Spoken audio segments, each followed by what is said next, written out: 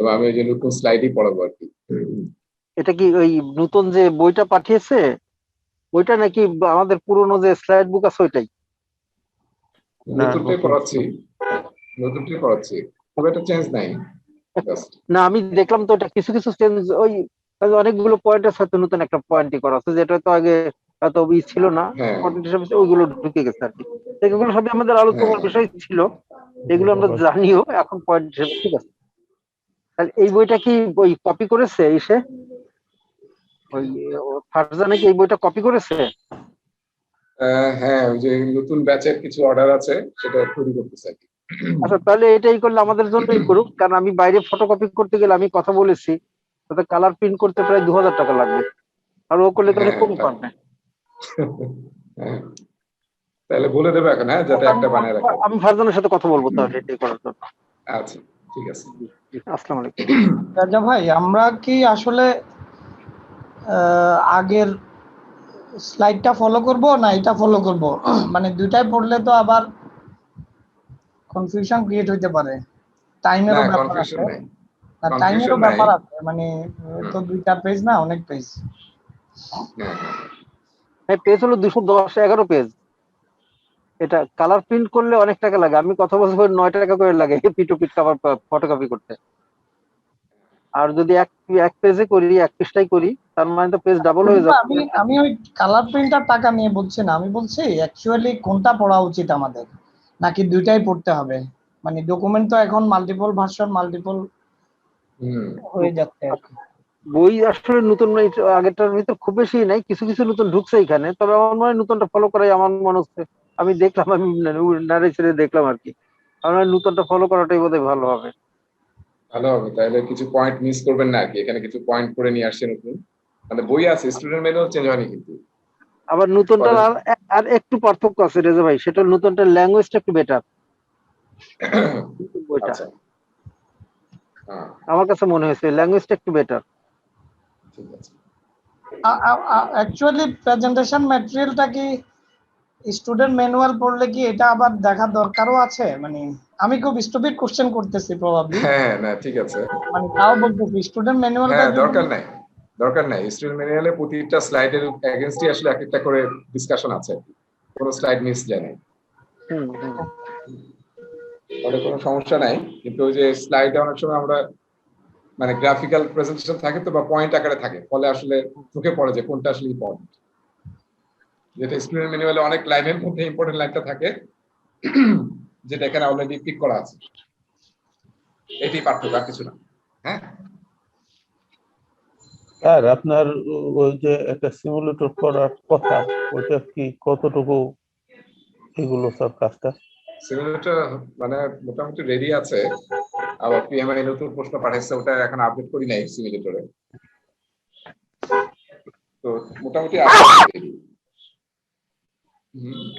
আমাদের আগে মনে হয় ক্লাসগুলো শেষ হলেই বোধহয় ভালো হয়। হ্যাঁ শেষ তো, প্রায় শেষ তো, আর 3টা ক্লাস হবে। হ্যাঁ ইনশাআল্লাহ। সো আমরা লেসন 4 এ আজকে শুরু করব এবং যত পারি আসলে বেশি কভার করব। সো লেসন 4 এ কিন্তু এটা আমরা জানি যে পিপল রিলেটেড, তাই না? People related. সো দুইটা লেসন কিন্তু ডেডিকেটেড টু পিপল ডোমেইন। একটা হচ্ছে প্রথমটা ছিল হাইপোথেটিক টিম, আর এটা হচ্ছে লেসন 4 যেটা হচ্ছে keeping the team on track. দুইটারই কিন্তু টপিক 7টা করে, সেখানেও 7টা টপিক আছে, ওটারও 7টা টপিক ছিল।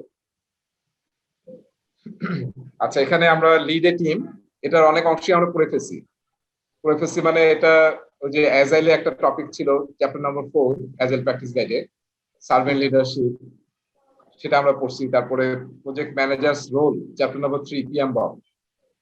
তো আমরা অনেক জিনিসই কিন্তু ওখানে পড়ে ফেলছি, আমরা দেখবো যে লিডের টিমে আসলে কি বলতেছে। এরপরে এখানকার মধ্যে সবচেয়ে বড় টপিক হচ্ছে আসলে সাপোর্ট টিম পারফরমেন্স। এইটা আমি চাচ্ছি যে এটা আসলে নেক্সট ক্লাসে পড়াবো, কারণ ওখানে কিছু ম্যাথ আছে। আজকে বোধহয় মুসাও জয়েন করতে পারবে না, তো যাতে সেদিন আসলে পড়ে ফেলি। সাপোর্ট টিম পারফরমেন্সটা আমি নেক্সট ক্লাসে পড়াবো। আচ্ছা, আর এরপরটা স্কিপ করে তারপর সামনে আগাতে থাকি। ঠিক আছে, তাহলে আমরা শুরু করতেছি লিড এ টিম। আচ্ছা, সো মেজর একটা চেঞ্জ করছে কন্টেন্টে, প্রেজেন্টেশন স্লাইডে, সেটা হচ্ছে যে এনাবলারস গুলো ছিল না একটা স্লাইড, সেটা কিন্তু এখন বাদ দিয়ে দিয়েছে। হ্যাঁ, এটা আপনার স্টুডেন্ট ম্যানুয়ালে পাবেন, কিন্তু আর এখানে আর নাই। মানে ভালো হয়েছে, এমনি খালি বারবার সিলেবাসের দিকে না তাকায় আমরা ডাইরেক্টলি ডেলিভারস এবং টুলসে আসলাম, কন্টেস্টে যাচ্ছি। আর এখানে উপরে একটা অ্যাড করছে দেখেন, keeping the team on track. এটা হচ্ছে লেসনটা, আর আমরা কোথায় আছি? লিড এ টিম, এখানে আছে। এটা সফটওয়্যারের ভাষায় ব্রেড ক্রাম্ব বলে আর কি।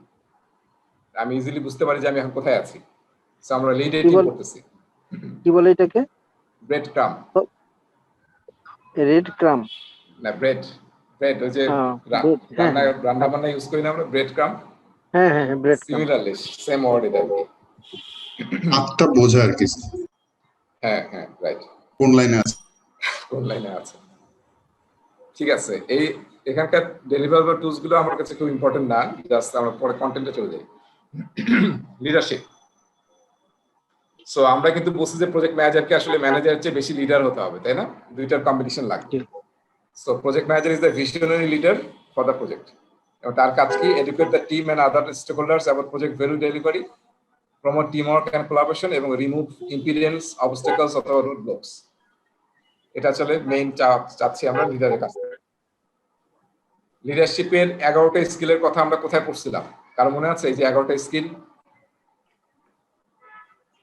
কোন চ্যাপ্টারে পড়ছিলাম? লেসন 2 পড়েছি এটা। না, এটা দেখেন লেসন 1 এ আছে কিন্তু। 1 এ মানে বিল্ড এ টিমে। হ্যাঁ, রাইট। বিল্ড এ টিমে কিন্তু একটা প্রায় 1.5 পৃষ্ঠা স্টুডেন্ট ম্যানুয়ালে কিন্তু প্রতিটার এগেইনস্ট আবার ডেসক্রিপশন আছে। সো ভালো লিডার হতে হলে আমাদের এই 11টা সফট স্কিলের বা ইন্টারপার্সোনাল স্কিল আমাদের স্কিলড হতে হবে। ঠিক আছে?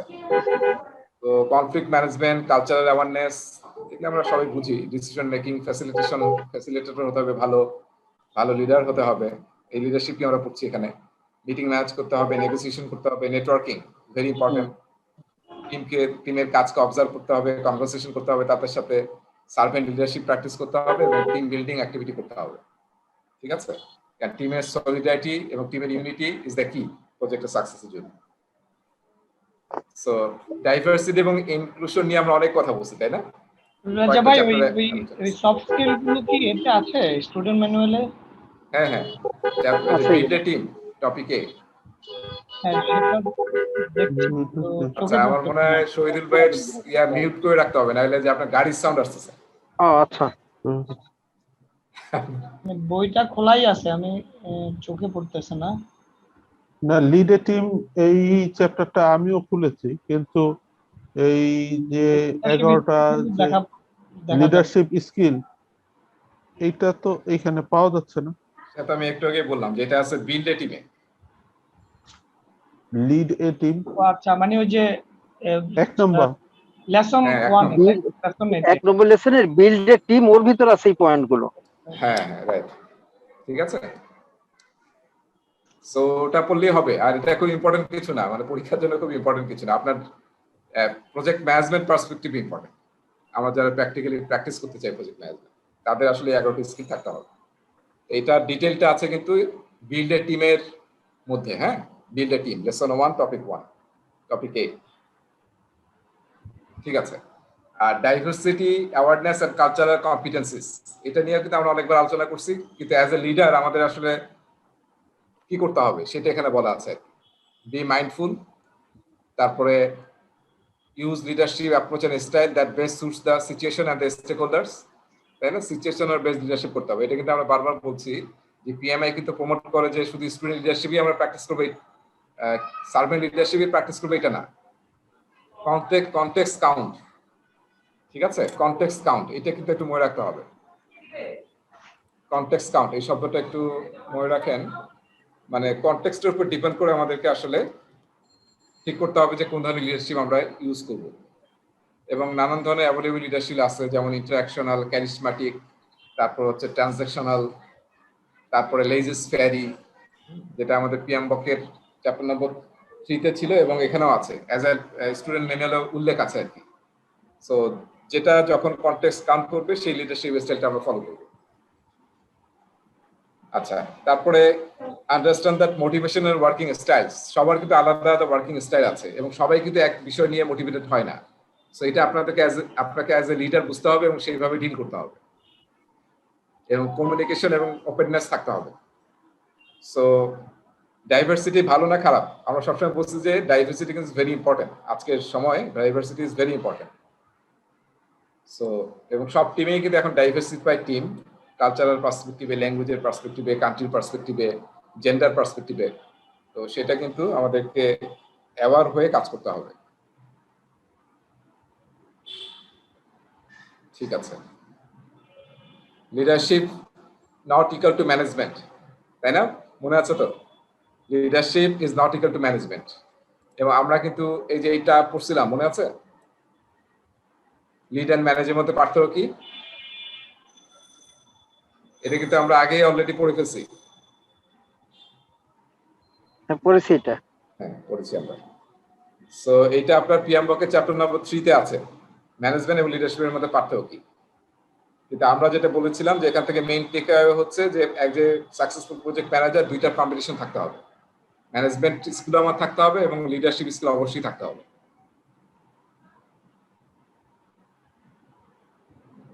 আচ্ছা, লিডারশিপ ট্রেটস, দেখেন স্ট্রং পার্সোনাল ইথিক্স থাকতে হবে, ইন্টিগ্রিটি অ্যান্ড ট্রাস্টওয়ার্থিনেস থাকতে হবে, ইন্টারপার্সোনাল স্কিল থাকতে হবে, কমিউনিকেটর, তারপরে কোলাবোরেটর, মোটিভেটর হতে হবে, এবং কনসেপচুয়াল অ্যান্ড অ্যানালিটিক্যাল স্কিল থাকতে হবে। লিডারশিপের ট্রেটস। সার্ভেন্ট লিডারশিপ আমরা অলরেডি অনেকবার পড়ছি। সার্ভেন্ট লিডারশিপ সেটা ডেফিনিশন আছে। এবার স্লাইডে কি করছে, ডেফিনিশন নামে একটা নতুন স্লাইড অ্যাড করছে, প্রায় মানে সব জায়গায়। আগেও ছিল, সেটা ব্লু আকারে লেখা ছিল ডেফিনিশনটা, আর এখন একটা আলাদা ডেডিকেটেড স্লাইড দিচ্ছে ডেফিনিশনটাকে আলাদাভাবে প্রেজেন্ট করার জন্য। এটা আগেও ছিল, আগের স্লাইডেও আছে, কিন্তু ব্লু ফন্টে লেখা আছে। সো সার্ভেন্ট লিডারশিপ, আমরা এটা বলছিলাম যে এটা হচ্ছে অক্সিমরনিক, তাই না? মানে আমরা লিডার, কিন্তু আমরা পিছনে থেকে টিমের জন্য কাজ করব।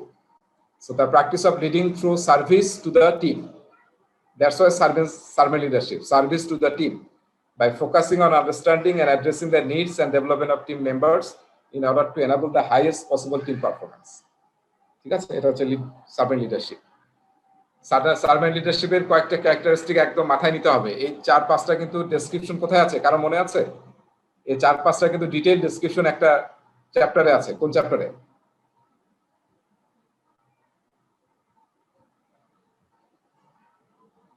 স্টুডেন্ট ম্যানুয়ালে তো অবশ্যই আছে, কিন্তু অ্যাজাইল প্র্যাকটিস গাইডের চ্যাপ্টার নম্বর 3। ঠিক আছে, এটা আপনারা অলরেডি পড়ছেন। আমরা তো অ্যাজাইল নিয়ে অনেক কথা বলছি, সেই সময় কিন্তু আপনারা অলরেডি পড়ছিলেন চ্যাপ্টার 4। এখানে শুরুতে দেখবেন সার্ভেন্ট লিডারশিপ নিয়ে কথা বলা আছে এবং এই কয়েকটা ক্যারেক্টারিস্টিকের ডিটেইল বর্ণনা আছে। সো অবশ্যই এটা পড়বেন। প্রথমটা কি দেখেন, এই 4টা কিন্তু আমাদের আজকে আমরা এই টপিকটা শেষ হয়ে গেলে 2-3টা প্রশ্ন সলভ করব। তখন দেখবেন যে ট্রেডিশনাল প্রজেক্ট ম্যানেজারের যে মাইন্ডসেটটা আছে সেটা থেকে কিন্তু সার্ভেন্ট লিডারশিপের মাইন্ডসেটটা একটু ডিফারেন্ট।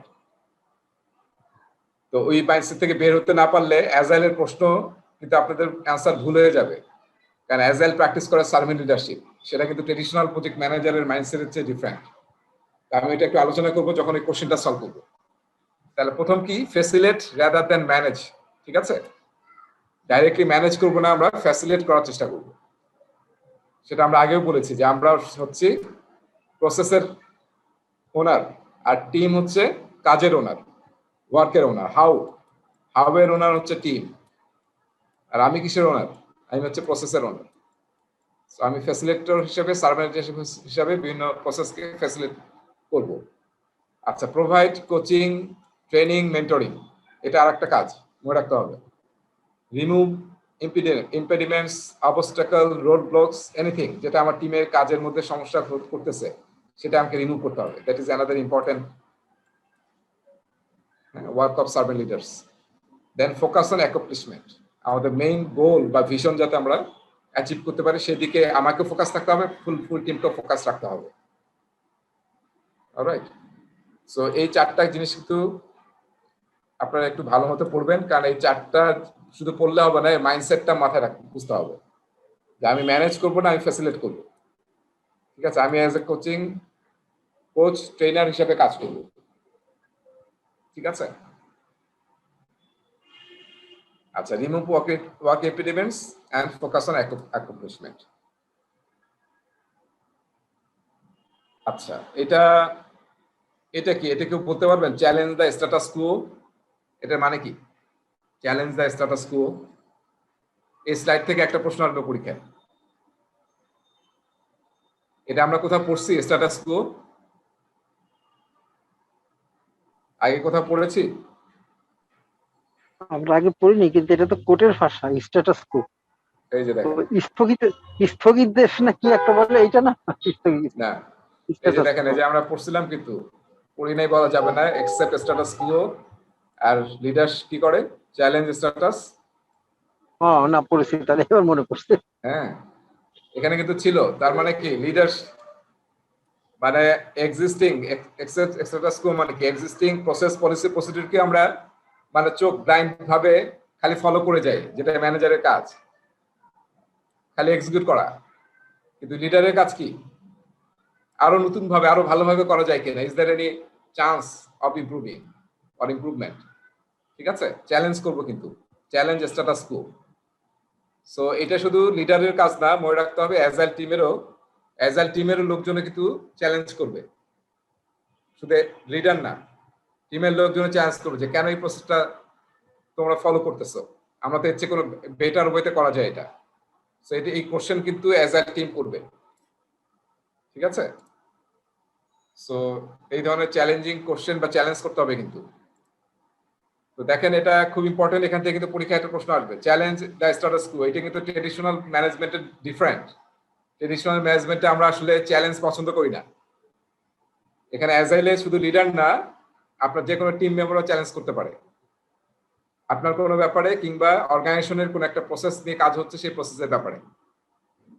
সো দেখেন আমরা 4টা পয়েন্ট খুব সুন্দরভাবে লেখা আছে। Let past experiences and processes provide guidance, ঠিক আছে, but not dictate your actions. Not dictate your actions. এই যে আমাদের কুসংস্কার যেগুলো আমাদের সমাজে চলে আসছে, সেগুলো কিন্তু এই টাইপের, আমার দাদারা করে আসছে, আমার নানারা করে আসছে, তাহলে ওটি আমরা ফলো করবো, এরকম যাতে না হয়। অলরাইট, তারপর দেখেন commit to a growth mindset to continuously improve and innovate to find new ideas and perspective. আপনি যদি চ্যালেঞ্জ করতে না পারেন, এই জন্য একটা শব্দ কিন্তু অ্যাজাইলে খুব ইউজ হয়, সেই টার্মটা একটু আমি বোধহয় ক্লাসে বলছি কিনা মনে নাই, সেটা হচ্ছে সাইকোলজিক্যাল সেফটি। এটাকে বলছিলাম সাইকোলজিক্যাল সেফটি।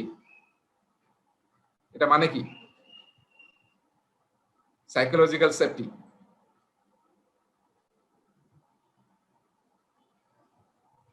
কে বলবেন হোয়াট ইজ সাইকোলজিক্যাল সেফটি? মনস্তাত্ত্বিক বিষয়টা করে দেখার জন্য। মানে আপনার ওয়ার্ক প্লেসে psychological safety is very important. এটা মানে কি আসলে? সব জায়গায় আমাদের সাইকোলজিক্যাল সেফটি আছে? মানে আমার মনে যেটা আসতেছে, যে কোশ্চেন আসতেছে, সেটাকে আমি আমার সচিবের সামনে করতে পারি বা আমার বসের সামনে করতে পারি?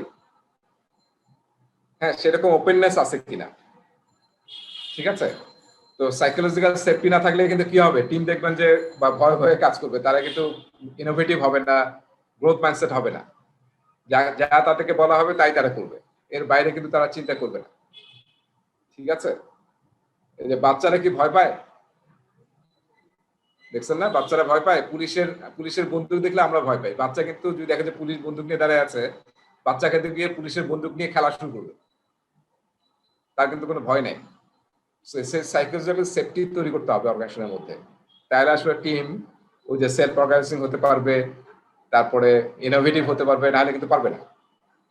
তারপরে ইজিলি কনফ্লিক্ট ম্যানেজ হবে, নাহলে কিন্তু সবাই পুষে রাখবে জিনিসগুলো। Discover the best approach through challenge and introspection. আমরা রেট্রোস্পেকশন পড়েছি বা রেট্রোস্পেক্ট পড়েছি। ইন্ট্রোস্পেকশন মানে কি? ইন্ট্রোস্পেকশন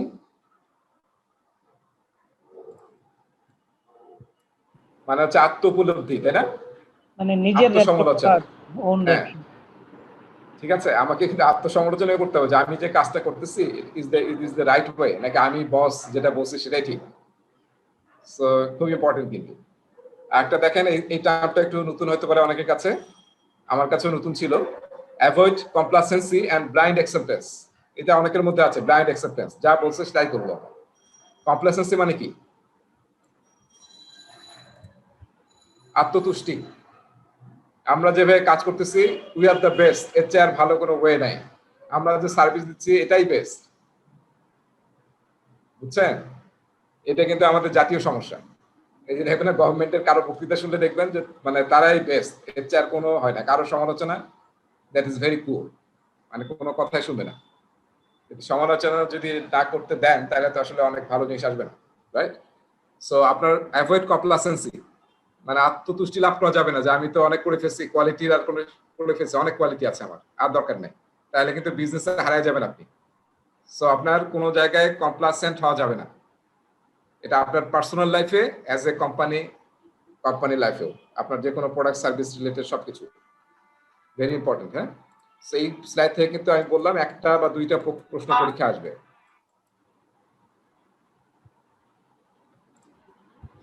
সবাই বুঝতে পারছি? কোনো কোশ্চেন আছে? আচ্ছা, এবার আমরা নতুন স্লাইড যাচ্ছি। আমি কিন্তু লিডার করতেছি, তাই না? লিড এ টিম, আমাকে স্টেক হোল্ডারকে বুঝতে হবে, 360 view of my stakeholders, সেটা আমার থাকতে হবে। তার মধ্যে আমরা বোধহয় এটা আলোচনা করছিলাম যে আমরা যখন স্টেক হোল্ডারকে আইডেন্টিফাই করি এবং তাদের নিয়ে অ্যানালাইসিস করি, যে অ্যাসেসমেন্ট করি, তখন কিন্তু এইটা আমরা ইউজ করছিলাম, তাই না? পাওয়ার, ইন্টারেস্ট, গ্রিড।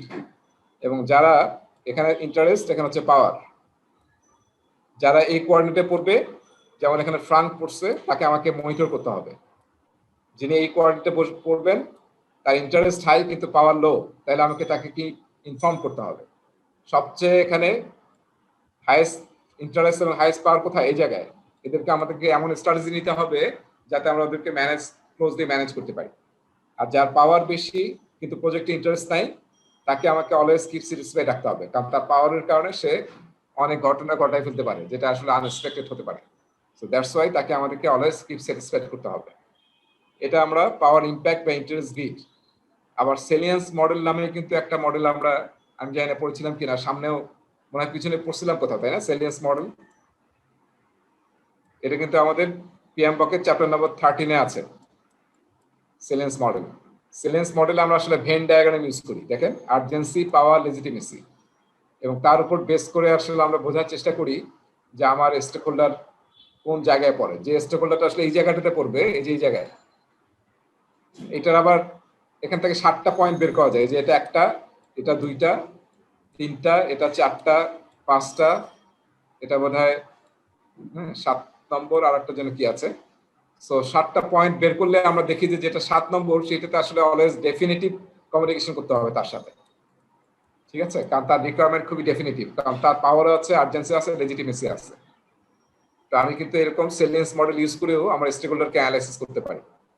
আমার টার্গেট কি, যে আমি স্টেক হোল্ডারকে, যাতে সবাইকে আমি বুঝতে পারি যে কার এক্সপেকটেশন কি এবং কাকে আমি কিভাবে ম্যানেজ করব। আর আরেকটা বিষয় হচ্ছে ডিরেকশন অফ ইনফ্লুয়েন্স।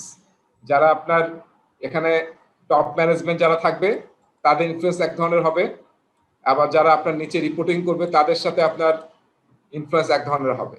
আর যারা আপনার পিয়ার থাকবে, ডিরেকশন অফ কমিউনিকেশন এবং ডিরেকশন অফ ইনফ্লুয়েন্স ডিফারেন্ট হবে। কিন্তু সবার সাথে কিন্তু তারা আপনাকে ইনফ্লুয়েন্স করবে, আপনাকেও কিন্তু বিভিন্ন সময় ইনফ্লুয়েন্স করতে হবে।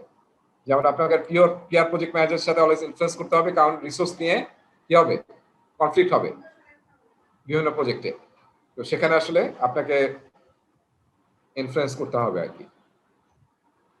সো এই সবগুলো বিষয় নিয়ে কিন্তু আমাদের চ্যাপ্টার নম্বর 13-এ আছে, স্টেক হোল্ডার ম্যানেজমেন্ট।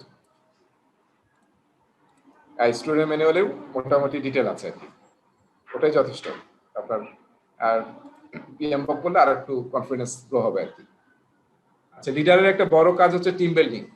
কেন? এক নম্বর হচ্ছে টিমের মধ্যে কোহেশন এন্ড সলিডারিটি। সলিডারিটি মানে বাংলাদেশের সলিডারিটি ডে কবে? কার মনে আছে? এখন বোধহয় নাই নাকি? ওই যে আমাদের, হ্যাঁ আছে, সংহতি দিবস। হ্যাঁ, 7ই নভেম্বর। 7ই নভেম্বর। সো টিমের মধ্যে যদি সংহতি না থাকে তাহলে হবে? কিছুই হবে না আসলে। যতই ভালো পারফরমার নিয়ে আসেন, কোনো লাভ হবে না। এই জন্য কোনো টিমে মানে ম্যারাডোনা, মেসি সবাই থাকলে কিন্তু হবে না। যদি সংহতি না থাকে তাহলে ম্যারাডোনা আর মেসি একাই কিন্তু টিম জিতাতে পারবে না। যদিও ম্যারাডোনা অনেক মিরাকল কিছু ঘটেছে, তাই না? মানে আমার মনে হয় ম্যারাডোনা যখন খেলছে একাই 100 আর কি, একাই ম্যাচ জিতাই দিছে, সেটা আসলে এক্সক্লুসিভ একটা ব্যাপার। So good leadership facilitates the bonding between project team members. ঠিক আছে? Team building activities build unity, trust, এমপ্যাথির কথা আমরা কিন্তু খুব বলবো, আরো সামনে বলবো, এবং আমরা পিছনের মধ্যে বলছি মানে একজন আরেকজনের ব্যাপারে সহানুভূতিশীল হওয়া, আরেকজনকে বুঝতে পারা, সেটা কিন্তু আমাদের সমাজে এখন কমে গেছে, তাই না? এটা নিয়ে কিন্তু খুব বেশি কাজ করতে হবে, এবং এটা না থাকলে টিমের মধ্যেও কাজ করা সম্ভব না। এবং টিম যাতে ফোকাস থাকে, টিম বিল্ডিং এর আমাদের ফোকাস হচ্ছে এই একটা বিষয়। আর টিম বিল্ডিং অ্যাক্টিভিটিস আমরা দেখবো যে কিভাবে বিভিন্ন টিম বিল্ডিং অ্যাক্টিভিটি করা যায়, সেটা এই টপিকে নাই, নেক্সট টপিকে আছে আর কি, যে সাব পারফরমেন্স, তখন আমরা দেখবো যে কিভাবে টিম বিল্ডিং অ্যাক্টিভিটিস করতে হয়। আচ্ছা, একটা টিম বিল্ডিং হচ্ছে রিওয়ার্ডস এবং রিকগনিশন দেওয়া। আমরা বললাম যে লিডারের কাজ কিন্তু ওই যে শুরুর স্লাইডে বলছিলাম যে টিমকে মোটিভেট করা। সো মোটিভেট করার জন্য আমরা ফ্রিকোয়েন্টলি যে জিনিসটা ইউজ করি সেটা হচ্ছে রিওয়ার্ড অ্যান্ড রিকগনিশন, তাই না? এই দুইটার মধ্যে কিন্তু পার্থক্য আছে, যে পার্থক্য নিয়ে কখনো পিএমবকে আলোচনা হয় নাই, কিন্তু এবার আলোচনা হয়েছে। যেহেতু আলোচনা হয়েছে এবং দেখেন দুইটা টেবিলের মধ্যে দেওয়া হয়েছে, স্টুডেন্ট ম্যানুয়ালে দেখবে টেবিল আকারে আছে। সো তার মানে পরীক্ষা এখান থেকে অবশ্যই একটা প্রশ্ন আসবে। সো পার্থক্যগুলো একটু আমরা বুঝি। রিওয়ার্ড হচ্ছে ট্যানজিবল, কনজিউমেবল আইটেমস, ঠিক আছে? কাউকে একটা গোল্ড মেডেল দেওয়া, কাউকে একটা স্মারকপত্র দেওয়া, কাউকে কোনো টাকা দেওয়া, বোনাস দেওয়া, দিজ আর ট্যানজিবল অ্যামাউন্টস। আর রিকগনিশন হচ্ছে ইনট্যানজিবল, ঠিক আছে? যে you did splendid job, you did excellent, great job, ঠিক আছে? এই যে আমরা বিভিন্নভাবে মানুষকে মোটিভেট করি, সেটা হচ্ছে রিকগনিশন। আর a specific outcome or achievement achieved, তাহলে আমরা সাধারণত রিওয়ার্ড দেই। আর এটা normally behaviour rather than outcome, এই কারণে নর্মালি আমরা রিকগনিশন দিই। ডেফিনিটিভ স্টার্ট অ্যান্ড ফিনিশ থাকে, মানে যেহেতু আমরা রিওয়ার্ড দেবো বলে দিই যে এর মধ্যে যারা পারফর্ম করবে তাদেরকে আমরা রিওয়ার্ড দেবো। আর এটা অনেক সময় not restricted two set time. তার মানে রিকগনিশন কিন্তু অলওয়েজ প্র্যাকটিস করবেন না। মানে কেউ একজন ভালো কাজ করলো, গ্রেট জব বললে কি কোনো টাকা নষ্ট হবে? You done a great job, ঠিক আছে? বা তার পিঠে ট্যাপ অন দ্য ব্যাক, তুমি খুব ভালো কাজ করছো, সেইটা কিন্তু মানুষকে মোটিভেট করে, ঠিক আছে?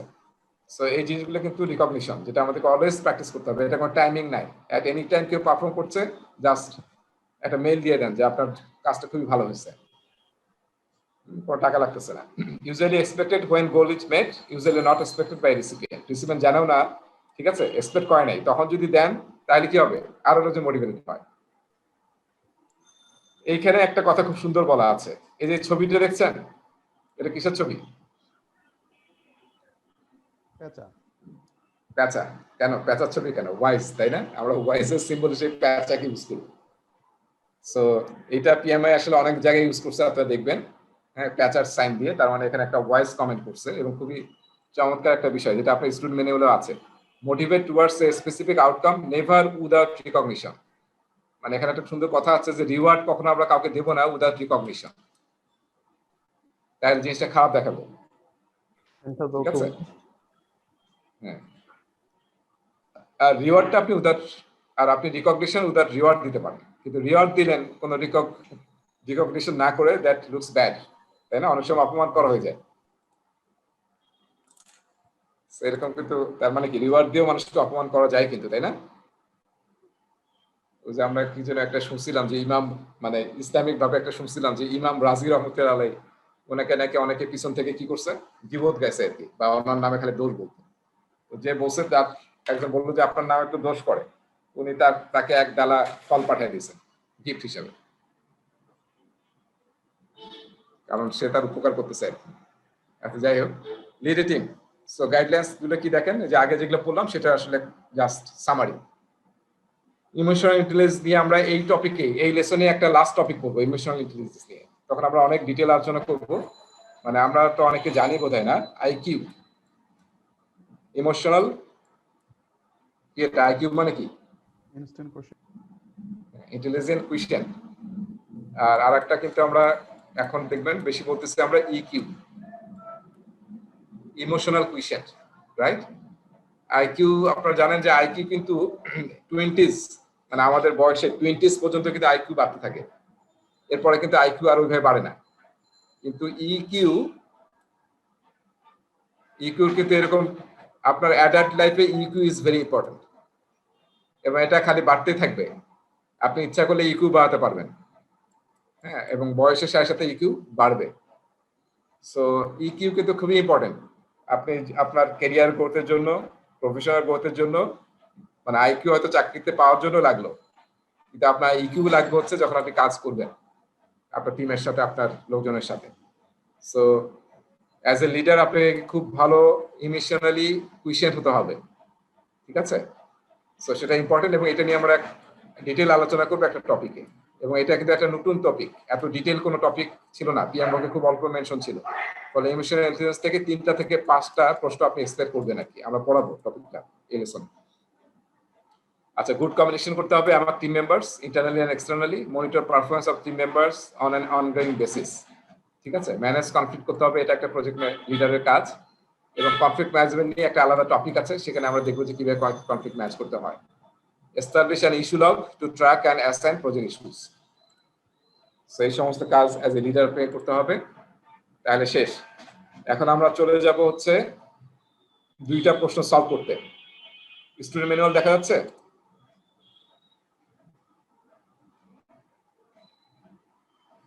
জি ভাই, এখন দেখতে পাচ্ছি। দেখেন, আমরা 3 নম্বর প্রশ্নটা একটু সলভ করব। Which best represents the servant leadership style of the project manager? সবাই একটু আচ্ছা, পড়েন। আমি কোনো স্ক্রিন দেখতে পাচ্ছি না মোবাইলের জন্য। আপনার মোবাইলে বোধহয় মানে আমরা স্লাইড তো করতে হবে বোধহয়। দেখতে পাচ্ছি, স্ক্রিন দেখতে পাচ্ছি। এটা আমি না, ওনার মোবাইলের বোধহয় জন্য। স্লাইড করতে হবে। মোবাইলের স্ক্রিনটা স্লাইড করা বা এদিক সেদিক কোথাও আছে আর কি। আপনি যদি ভয়েস রাখেন সামনে তাহলে ভয়েসটা থাকবে। আপনি একটু আচ্ছা, ঠিক আছে, হ্যাঁ এবার পেয়েছি। আচ্ছা,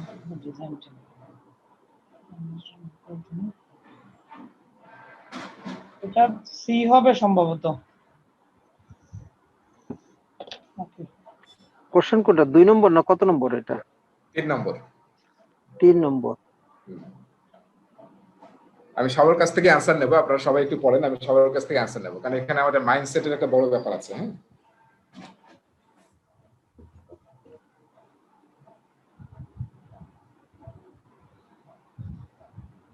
তাহলে নজরুল বলছে সি।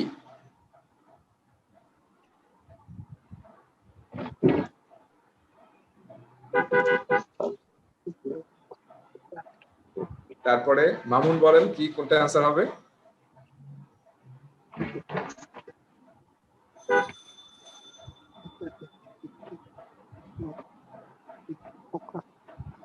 আরিফ, আপনি তো জয়েন করছেন না? আরিফ বলেন সবাই। হ্যাঁ, আমার কাছে মনে হচ্ছে ডি অথবা সির কোন একটা হবে আর কি।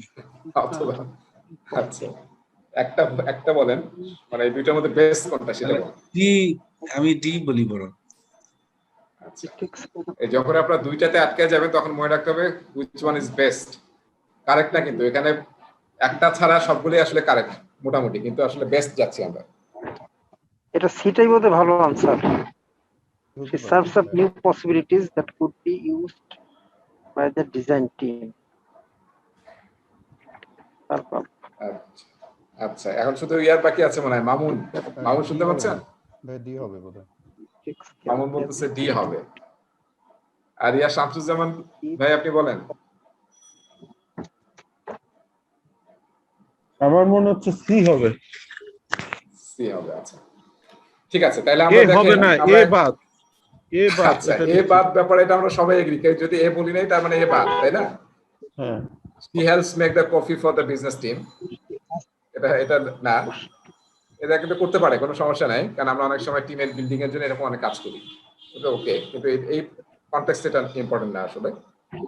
আচ্ছা, এখন দেখেন এই যে এখানে বি এবং সি আমরা একটু অ্যানালাইসিস করি। প্রথমটা হচ্ছে she asks difficult questions to get the development team thinking. Development team মানে কারা? টিম মেম্বার, তাই না? যারা কাজ করবে, তাই না? অ্যাজ এ টিমে কাজ করে যারা, তারা আসলে টিম মেম্বার। সেটা ডেভেলপমেন্ট টিম হতে পারে, ডিজাইন টিম হতে পারে। তাহলে she asks difficult questions to get the development team thinking. 2 নম্বর হচ্ছে she serves up new possibilities. New possibility কে বলে দিচ্ছে? লিডার নিজে, সার্ভেন্ট লিডার নিজে বলছে। এই দুইটা কিন্তু দেখেন টকিং অ্যাবাউট, একটু খেয়াল করেন, টকিং অ্যাবাউট হাউ টিম কিভাবে কাজ করবে। হাউ তো আপনার বিজনেস না।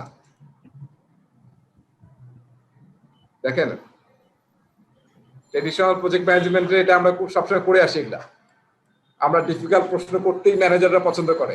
আপনি যদি মানে একটা রিপোর্ট তৈরি করতে দিবে ম্যানেজার, যদি বলেন যে স্যার এটা কিভাবে করবো, বলছেন আপনি করেন, আপনি যেটা ভালো বোঝেন করেন। তারপর যখন আপনি নিয়ে আসবেন তখন আবার ঝাই দেবে যেটা কি করছো। জি ভাই। তাই এটা না? তো ট্রেডিশনাল প্রজেক্টের জন্য ঠিক ছিল, পিএম এর জন্য বিটা। হ্যাঁ হ্যাঁ, বিটা ট্রেডিশনাল প্রজেক্ট ম্যানেজমেন্ট থেকে ভালো ঠিক ছিল। তারপর ধরেন নিউ পসিবিলিটিস, এটা ট্রেডিশনাল প্রজেক্ট ম্যানেজার করতে পারে, কিন্তু যেহেতু ডিজাইন টিম ডিজাইন কিভাবে করবে সেটা নিয়ে কথা বলছে, এটা তো হাউ, এটা কিন্তু পুরাটাই দুইটাই হাউ নিয়ে। কথাটা বুঝতে পারছেন? হাউ নিয়ে, কিন্তু হাউ এর তো আমি বলবো না, হাউ তো সার্ভেন্ট লিডার বা অ্যাজাইল, সার্ভেন্ট লিডারশিপ মানে কিন্তু অ্যাজাইল টিম নিয়ে বলছে। হাউ এর দায়িত্ব হচ্ছে প্রজেক্ট টিমের, ফলে সার্ভেন্ট লিডারশিপের সাথে তো যাবে না, সে ফ্যাসিলিটেট করবে শুধু। তাহলে দেখেন তো কি থাকে, এই যে এটা সার্ভেন্ট লিডার কি করবে, অবস্টাকেল ইম্পিডিমেন্ট বা যেটা আমার টিমের কাজের মধ্যে কোনো অবস্থা ক্রিয়েট করবে সেটা আমি করতে দেবো না। টিম এখন মানে রক এন্ড রোলের মধ্যে আছে, খুব ভালো প্রোডাক্টিভিটির মধ্যে আছে। এই সময় তো আমি একটা ছোট্ট অ্যাডমিনিস্ট্রেটিভ রিপোর্ট বানাবো, যেটা ট্রেডিশনাল প্রজেক্ট ম্যানেজমেন্টে আমরা করি, আমরা অলওয়েজ বলেই তুমি রিপোর্টটা বানাই দাও। কিন্তু মনে রাখতে হবে সার্ভেন্ট লিডার, এবং আমি এই যে অ্যাডমিনিস্ট্রেটিভ কাজটা যেগুলো কিন্তু আমি করবো, যাতে আমার team focus on main work, main project work. এখানে কিন্তু বড় একটা ধাক্কা আছে আমাদের ট্রেডিশনাল প্রজেক্ট ম্যানেজমেন্টের মাইন্ডসেটের সাথে, সবাই বুঝতে পারছি? হ্যাঁ, এটা কিন্তু খুব ইম্পর্টেন্ট, এটা একটু মাইন্ডসেট একটু আমরা ক্লিয়ার করি। এই সবগুলোই কিন্তু প্রথমটা ছাড়া বাকি তিনটাই কিন্তু, বাকি দুইটাই কিন্তু ট্রেডিশনাল প্রজেক্ট ম্যানেজারের জন্য খুব ভালো। আবার এটাও কিন্তু একটু ট্রেডিশনাল প্রজেক্ট ম্যানেজমেন্ট পার্সপেক্টিভে অ্যাডমিনিস্ট্রেটিভ রিপোর্টটা আমি করবো না, আমি হয়তো কাউকে বললেই তুমি করো, কিন্তু সেটা না, কিন্তু আমার এখানে এটাই করে ভাই। হ্যাঁ এইটাই মানে মোস্ট অফ দ্য জায়গায় এটাই করার চেষ্টা করি। হ্যাঁ রাইট। সো এই দেখেন এই মাইন্ডসেটটা কিন্তু সাংঘাতিক একটা মাইন্ডসেট শিফট, তো এটা একটু মনে রাখেন। হ্যাঁ, এই দায়িত্ব আমরা কি করতাম, আমাদের বস ছিল একজন, ওনারে মানে প্রশংসা করলে খুব খুশি হয়ে যেত। আমরা বলতাম যখন একটা কাজ আসতো যে স্যার এটা আপনি ছাড়া কেউ পারবে না, আপনি এটা সব থেকে ভালো পারেন। আচ্ছা যা ঠিক আছে আমি করে দিচ্ছি। তো আমরা সবসময় আপওয়ার্ড ডেলিগেশন করার চেষ্টা করতাম আর কি, ওনার ঘাড়ে চাপাই দিতাম। আচ্ছা আচ্ছা, দ্যাটস বেটার। মানে এখানে কাজ নিজে করবে, এটাই আমরা আমাদের কাছে বেস্ট। তো আর যেটা টিম মেম্বারদের কাছে অন্যদেরকে দিয়ে করাবে বা ডেলিগেট করবে, সেটাকে আসলে আমরা এজাইলের সাথে নিচ্ছি না আর কি, তাই তো? না ওটা কিন্তু মেইন না, মেইন হচ্ছে প্রথম মাঝখানে দুইটা তো আসলে হাউ নিয়ে। হাউ এর ব্যাপারে তো আমি কিছু বলবো না, হাউ তো টিমের দায়িত্ব, ওনারশিপ কার হাউ এর। কিন্তু আমি তো হেল্প করতে পারি, তাই না? মানে এই দুইটা তো আসলে নিজে করা না। যেমন তখন যে জিনিসটা হয় নিজে সে কিছু পসিবিলিটিস বলছে, যেটা কুড বি, মানে করতেই শুড বি তো বলে নাই, কুড বি। কুড বি মানে আসলে সে কিছু পসিবিলিটি আসলে সে ফাইন্ড আউট করে শেয়ার করতেছে টিমের কাছে, এটা মিনিং না? যাতে টিম যাতে আসলে math think more and follow that. আসলে নজরুল ভাই, আমার কাছে মনে হয়েছে যে যদিও আমি সি এর উত্তর দিয়েছি, কিন্তু পরে মনে হয়েছে যে যেহেতু বেস্ট বলেছে, সেই দিক থেকে চিন্তা করলে এই বি এবং সি দুইটা একই রকম, একই রকমের কাজ। কাজেই আপনাকে ডি বেছে নেওয়া ছাড়া, যেহেতু আপনি থিওরি অফ এলিমিনেশন যদি অ্যাপ্লাই করেন, তাহলে দেখবেন যে এক তো এমনিতেই বাদ, বি এবং সি একই রকমের কাজ হচ্ছে, তাহলে আপনার সামনে থাকে চয়েস থাকে ডি। এই টেকনিকটা এখানে যেহেতু বেস্ট বলেছে। আচ্ছা, আর একটা জিনিস ছিল, একটা জিনিস আমি খুঁজতেছি একটু, একটা জিনিস আপনাদের এখানে একটা দেব শেয়ার করবো আপনাদের সাথে। হ্যাঁ পাইছি। আচ্ছা, এখানে 2 নম্বর প্রশ্ন, 2 নম্বর অপশনটা দেখেন, she asks difficult questions to get the development in thinking. ঠিক আছে, এখানে একটা জিনিস, কারো যদি খাতা পেন কলম থাকে সাথে একটু লিখে রাখেন তো। আমরা বলতেছি যে সার্ভেন্ট লিডার বা অ্যাজাইলের যে প্রজেক্ট ম্যানেজার, অ্যাজাইল কোচ বা টিম লিডার, তার কিন্তু একটা দায়িত্ব হচ্ছে কোচিং করানো, তাই না? সো এখানে কিন্তু হ্যাঁ সেকেন্ড কোশ্চেনটা যদি দেখেন ডিফিকাল্ট কোশ্চেনস, একটা জিনিস লিখে রাখেন একটু, মানে অ্যাজাইল কোচের কাজ হচ্ছে asking powerful questions with rational, not providing solution. সবাই শুনতে পারছেন? Asking powerful question with rational, not providing solution. ভাই কোথায় গেছো তুমি?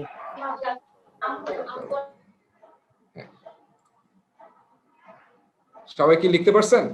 আস্কিং পাওয়ারফুল কোশ্চেন, জি লিখেছি। হ্যাঁ, with rational, not providing solution. এটা কিন্তু কোচের কাজ। আমি যে কোনো সমস্যা নিয়ে আসবে তাকে আসলে প্রথমে যদি সলিউশন বলে দেয় তাহলে কিন্তু সে আর চিন্তা করার বা তার কিছু উন্নতি হবে না।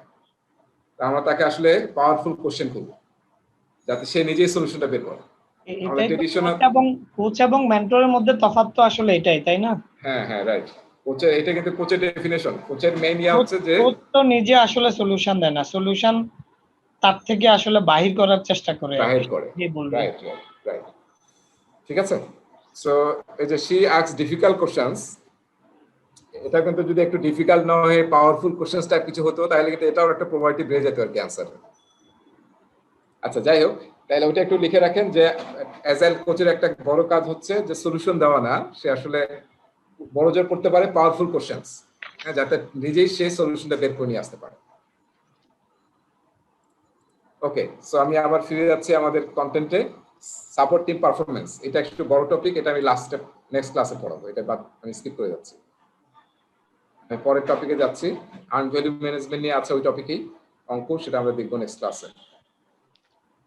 আচ্ছা এবার আসতেছি অ্যাড্রেস এন্ড রিমুভ ইম্পেডিমেন্টস। এটা যে আমি বেরে আমি কম্পিউটারে ঢুকি, বাসায় এসে গেছি। হ্যাঁ হ্যাঁ জি ওকে,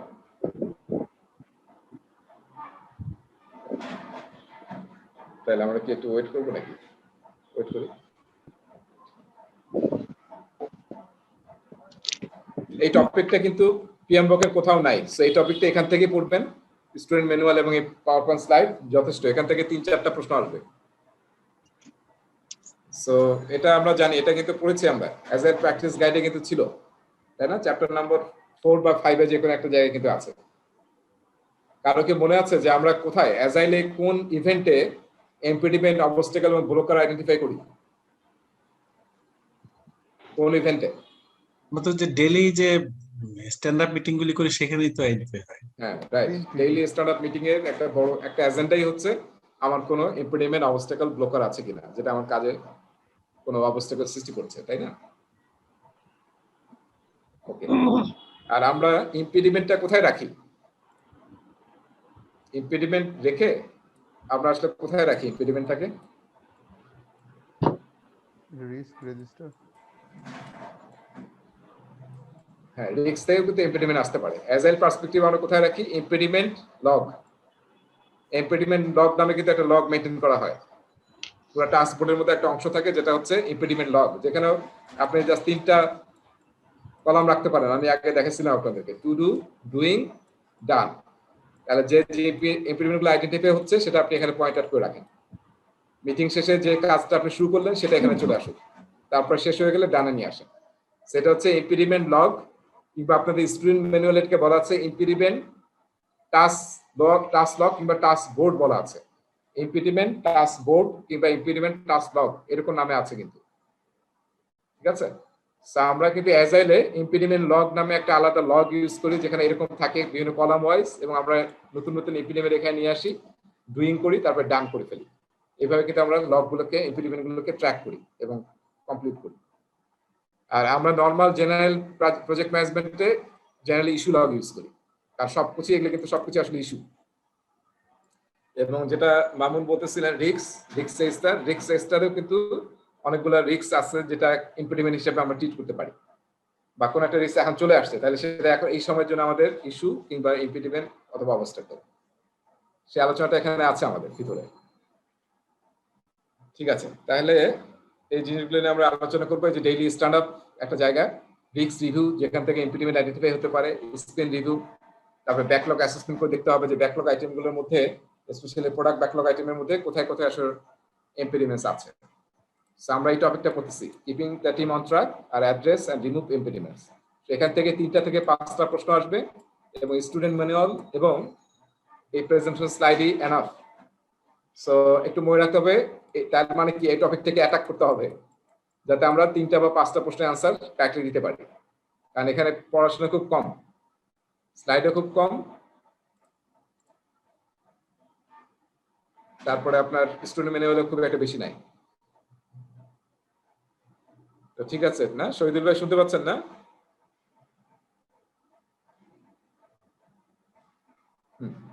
তাহলে আমরা জি এটাতে আছি, ইম্পেডিমেন্টস, অবস্টাকল এন্ড ব্লকার্স। তো ডেফিনিশন দেওয়া আছে আর কি, যে ইম্পেডিমেন্টস কাকে বলে এবং কিছু এক্সাম্পল দেওয়া আছে। সো ইম্পেডিমেন্টস বলতেছে situations, conditions and actions that slow down or hinder progress. এটা হচ্ছে ইম্পেডিমেন্টের definition.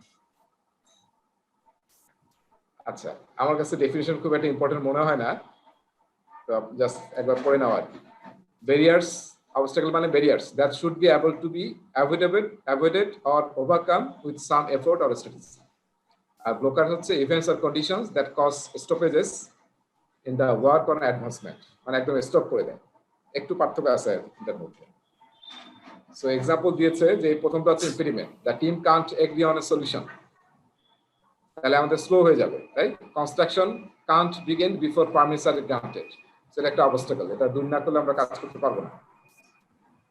The company has halted the use of the product until a new contract is signed, তাহলে এটা ফুল স্টপ হয়ে গেছে আর কি, একদম রেড সাইন। সো এই হচ্ছে আমাদের ইম্পেডিমেন্ট, অবস্টাকলস, ব্লকারস। আচ্ছা, তাহলে আমরা কোথায় থেকে আইডেন্টিফাই করবো ইম্পেডিমেন্ট? একটা হচ্ছে যে আমাদের যে প্রোডাক্ট ব্যাকলগ তৈরি করছে ওখানেই কিন্তু আইটেমগুলো থেকে আমরা অনেকগুলা ইমপ্লিমেন্ট পেতে পারি, যে কোন আইটেমে ইমপ্লিমেন্ট থাকতে পারে, ইম্পেডিমেন্ট বা অবস্টাকল থাকতে পারে। তো সেটা আমরা আইডেন্টিফাই করতে পারি অ্যাসেসিং প্রোডাক্ট ব্যাকলগ। ঠিক আছে, তারপরে আমরা কোন ইভেন্টে করি? ডেইলি স্ক্রামে। ডেইলি স্ক্রামের একটা এজেন্ডাই হচ্ছে যে কোন ইম্পেডিমেন্ট, অবস্টাকল আমাদের কাজে বাধা দিচ্ছে কিনা সেটাকে আইডেন্টিফাই করা। তো এই ইভেন্টটা আমরা এটা করি। দেখেন এখানে আমরা একটু দেখি, এটা আমরা অলরেডি পড়ে ফেলছি এবং অ্যাজাইল প্র্যাকটিস গাইডেও আছে, আমরা আগেও আলোচনা করছি। ডেইলি স্ক্রাম পাইতে, ডেইলি স্ক্রাম যেটা, হ্যাঁ হ্যাঁ, স্ক্রামে এটাকে বলা হয় ডেইলি স্ক্রাম, আর এমনি নরমালি এটাকে যাতে স্ক্রামের শব্দ ইউজ না করি এই জন্য আমরা ডেইলি স্ক্রাম বলছি আর কি। ঠিক আছে, আচ্ছা এরপরে হচ্ছে mandatory attendance of everyone in the sprint conducted at a designated time and place, তাই না? যেটা আমরা টিমের গ্রাউন্ড রুলসে সেট করব। তারপরে ডিউরিং দ্য মিটিং আমরা এই যে 3টে এজেন্ডা নিয়ে কথা বলি, এগুলো আমরা অলরেডি জানি, আমি এখানে সবাই নষ্ট করছি না, এটা আমরা সবাই জানি। আচ্ছা, ইম্পেডিমেন্ট ট্র্যাক করার জন্য আমি বললাম যে আমরা কিন্তু কানবান বোর্ড ইউজ করতে পারি, তাই না? যেটাকে আমরা ইম্পেডিমেন্ট লগ বলি, টু ডু, ডুইং, ডান, এরকম ইউজ করতে পারি। ইস্যু লগ ইউজ করতে পারি ট্রেডিশনাল প্রজেক্টে। আর যারা এই যে সফটওয়্যার ইউজ করি, জিরা বা রেলি বা এই ধরনের সফটওয়্যার, তারা আসলে ওখানে আমরা ইম্পেডিমেন্ট ম্যানেজ করতে পারি। সো ইম্পেডিমেন্ট শুধু আইডেন্টিফাই করলে হবে না, ট্র্যাক করতে হবে কে এটা সলভ করবে, কখন এটা ডিউ টাইম সলভ করার, সেটা আমাদেরকে অ্যাজ এ প্রজেক্ট ম্যানেজার বা টিম লিড আমাদেরকে ফলো করতে হবে। যে রিস্ক রিভিউ, রিস্ক অ্যাসেসমেন্ট থেকে কিন্তু ইম্পেডিমেন্ট আসতে পারে। তো ফলে রিস্কগুলোকে নিয়েও কিন্তু আমরা প্রতিটা মিটিংয়ে আমরা কিন্তু বলেছিলাম যে সব মিটিংয়েই একটা এজেন্ডা থাকা উচিত রিস্ক। ঠিক আছে, সো সেই এজেন্ডা যাতে মিস না হয়। তো আসলে অ্যাজাইল কাজ করলে কি হবে, ওই যে ইম্পেডিমেন্ট, অবস্টাকল বলতেছে সেটাই কিন্তু আসলে রিস্ক নিয়ে অ্যানালাইসিস করবে আর কি, রিস্ক রিভিউ করবে যেখানে কোনো অবস্টাকল আছে কিনা আমাদের। আর আমাদের কিভাবে হ্যান্ডেল করতে হবে এটা অ্যাজ এ সার্ভেন্ট লিডার, এই টপিকটা কিন্তু একটু খেয়াল করতে হবে। এটা কিন্তু ট্রেডিশনাল প্রজেক্ট ম্যানেজমেন্টের টপিক না, এটা পুরোটাই কিন্তু অ্যাজাইল থেকে নেওয়া। ঠিক আছে, তো সার্ভেন্ট লিডাররা কিভাবে আসলে ইমপ্লিমেন্ট দূর করবে। সো মেইন টার্গেট থাকবে যে আমার টিম যাতে, একটু আগে যেটা আমরা দেখলাম, অ্যাডমিনিস্ট্রেটিভ কাজ আমি করব যাতে আমার টিম স্মুথলি কাজ করতে পারে, সেটা কিন্তু সার্ভেন্ট লিডারের টার্গেট এখানে। যে কোনো ইমপ্লিমেন্ট যাতে আমার টিমের কাজে কোনো ইফেক্ট না ফেলে, তাহলে আমি অবস্ট্রাকটেড পাথ ক্রিয়েট করার চেষ্টা করব, আমি ইমপ্লিমেন্টগুলো ম্যানেজ করব। অপটিমাইজ দ্য ওয়ার্ক প্লেস, একটা জিনিস খুব ইম্পর্টেন্ট, একটা মনে রাখতে হবে, ফিজিক্যাল যদি কোনো মানে ওয়ার্ক প্লেসে কোনো অবস্টাকেল থাকে সেটাও কিন্তু একটা ইম্পিডিমেন্ট বা এই যে এই টপিকের মধ্যে পড়তেছে, সেটা আমাদেরকে দূর করতে হবে। So create the right team space, এই যে ফিজিক্যাল স্পেস নিয়ে কথা বলতেছে। আপনারা যদি অ্যাজাইল টিম স্পেস নিয়ে সার্চ দেন তাহলে দেখবেন যে একদম ফিজিক্যাল সব পাবেন, ডিজাইন যে কিভাবে অ্যাজাইল টিম বসা উচিত এবং কত ডিস্টেন্সে বসা উচিত। ঠিক আছে, এগুলো নিয়ে কিন্তু অনেক মানে আর্টিকেলও আছে বা আপনার একদম ম্যাপ করা ছবি আঁকা আছে যে আপনার কত ডিস্টেন্সে বসতে হবে, কিভাবে বসতে হবে, টেবিলগুলা কিরকম হবে, তারপরে কমন প্লেসটা যেখানে আপনি মিটিং করবেন সেটা কিরকম হবে। সো এইসব জিনিস আমরা প্র্যাকটিস করতে পারি। সো এটাকে আমরা কি বলি, টিম স্পেস বলি। কিন্তু টার্মটা দেখেন, এটা কিন্তু স্টুডেন্ট ইয়াতেও আছে, অ্যাজাইল প্র্যাকটিস কিন্তু আছে, টিম স্পেস কোলোকেটেড হতে হবে এবং যাতে আমরা কোনো অবস্টাকেল না থাকে। Remove distraction, non value work and other confusion. Non value work কিন্তু একটা বড় বিষয় না, যেটা আমরা মানে আগে আলোচনা করছি, সেটা দূর করতে হবে। Take on most of the burden of addressing and removing impediments so the team can do their best work। ঠিক আছে, এটা একটু মাথায় রাখেন। সার্ভেন্ট লিডারের কিন্তু এটা বড় দায়িত্ব যে এটা অন্যকে দেবো না, আমি নিজে এটা কাজ করব। আচ্ছা, এখানে বোধহয় লাস্ট দুইটা স্লাইড আছে, working with external stakeholders, তারপর other projects and work demands. So এটা একটু পড়ে নিলেই হবে, জাস্ট রিজার্ভ করলে হয়ে যাবে আসলে স্টেপগুলো কি কি। যে আমরা তো টিমে কাজ করতেছি, স্টেক হোল্ডার থাকবে, বাইরের প্রজেক্ট থাকবে। তো সবসময় কি করবো আমরা, যদি আমরা নিজেরা করতে না পারি তাহলে কি হবে, একজন স্পট ঠিক করবো, সিঙ্গেল পয়েন্ট অফ কন্ট্যাক্ট, যাকে দায়িত্ব দেবো যে তুমি তাইলে ওই বাইরের যে স্টেক হোল্ডারের সাথে কমিউনিকেশন বা তার সাথে যে আমাদের ইম্পিডিমেন্ট আসতেছে বা কোনো অবস্টাকেল হচ্ছে, তাকে আমরা রেসপন্সিবিলিটি দেই। কেন? যাতে বাকি টিম কাজে ফোকাস থাকতে পারে, সবাইকে ইনভলভ না করি, একজনকে দায়িত্ব দেন যে সে কাজটা সলভ করবে। কেন? Shield the rest of the team to focus on other work. তারপর create action plan and schedule, follow up and communicate per agreements, document resolution and lesson learn for the future reference. সেইভাবে আমরা external stake হোল্ডারদের সাথে যে issues গুলো আসবে সেটা আমরা সলভ করবো। আচ্ছা, এরপরে প্রায়োরিটাইজ ক্রিটিক্যাল ইম্পিডিমেন্টস। একটা জিনিস মনে রাখতে হবে, ইম্পিডিমেন্টস লগ তৈরি করি বা কানবান বোর্ড ইউজ করি ইম্পিডিমেন্টের জন্য, অ্যাজাইলের কিন্তু ফর্মুলা সব জায়গায় এক। এই ইম্পিডিমেন্ট গুলোর মধ্যেও কি করতে হবে, প্রায়োরিটি ঠিক করতে হবে, কোনটা প্রায়োরিটাইজ করতে হবে। ঠিক আছে, কোনগুলো আসলে এখন ইমিডিয়েট সলভ করা দরকার, তো সেটা আইডেন্টিফাই করে তারপরে কাজ করতে হবে। Always focus on the prioritise task, not মানে লো প্রায়োরিটির কাজ টাস্কে আমরা ফোকাস করব। ঠিক আছে, সো এখানে আমার মনে হয় জাস্ট আপনারা রিড আউট করলেই হবে, সিকোয়েন্সিয়ালি বলা আছে আর কি যে আমরা কি করব। এবং এই যে ইম্পিডিমেন্ট লগ কিন্তু আমরা ইনফরমেশন রেডিয়েটরের মধ্যে কিন্তু একটা সাইডে রাখতে পারি, যেটা হচ্ছে আমাদের ইম্পিডিমেন্ট লগ। আমি মধ্যে একটা ছবি দেখেছিলাম না স্ক্রাম বোর্ডের, এটা দেখি, আমি একটু দেখি আপনার মনে আছে কিনা আমি জানি না, দাঁড়ান।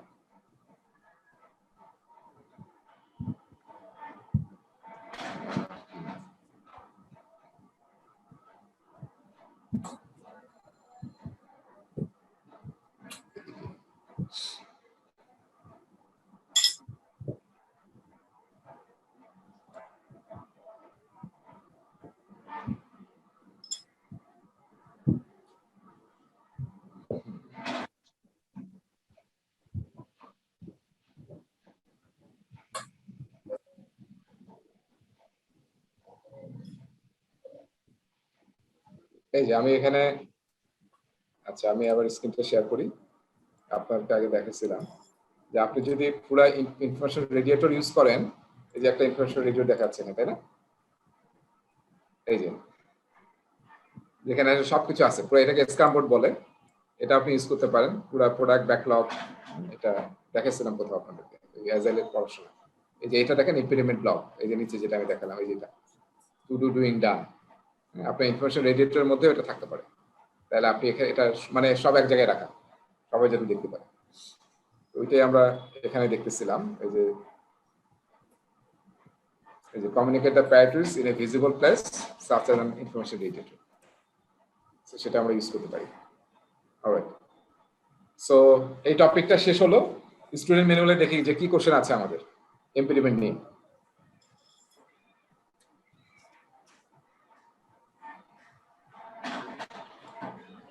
দেখা যাচ্ছে প্রেজেন্টেশন স্লাইড? প্রেজেন্টেশন স্লাইড না, আপনার স্টুডেন্ট ম্যানুয়াল না? দেখা যাচ্ছে ভাই। 3 নম্বর প্রশ্নের অ্যান্সারটা কি হবে?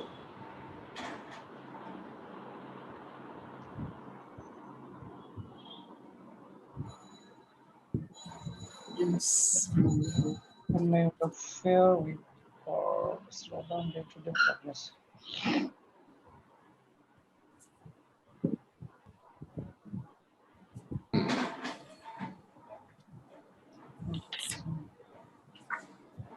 এটা একটা প্রশ্ন মনে হয় পরীক্ষা আসতে পারে এই টাইপের, মানে এটা সহজ প্রশ্ন, জাস্ট নলেজের উপরে, তাই না? তাহলে অ্যান্সার কি হবে এখানে? ডেইলি স্ট্যান্ড আপ কি? তাহলে আমাদের অ্যান্সার হচ্ছে daily stand up. Daily stand up meetings.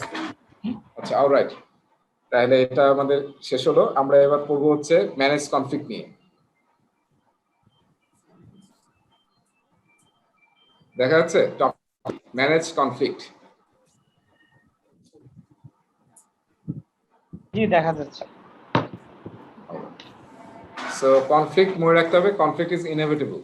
আপনি যে কনটেক্সটে কাজ করেন না কারো, টিমে কাজ করতে গেলেই কনফ্লিক্ট হবে, কারণ এক একজনের প্রায়োরিটি এক ধরনের, এক একজনের অ্যাটিটিউড বিভিন্ন ধরনের হবে, তো কনফ্লিক্ট কিন্তু রেজ করবেই।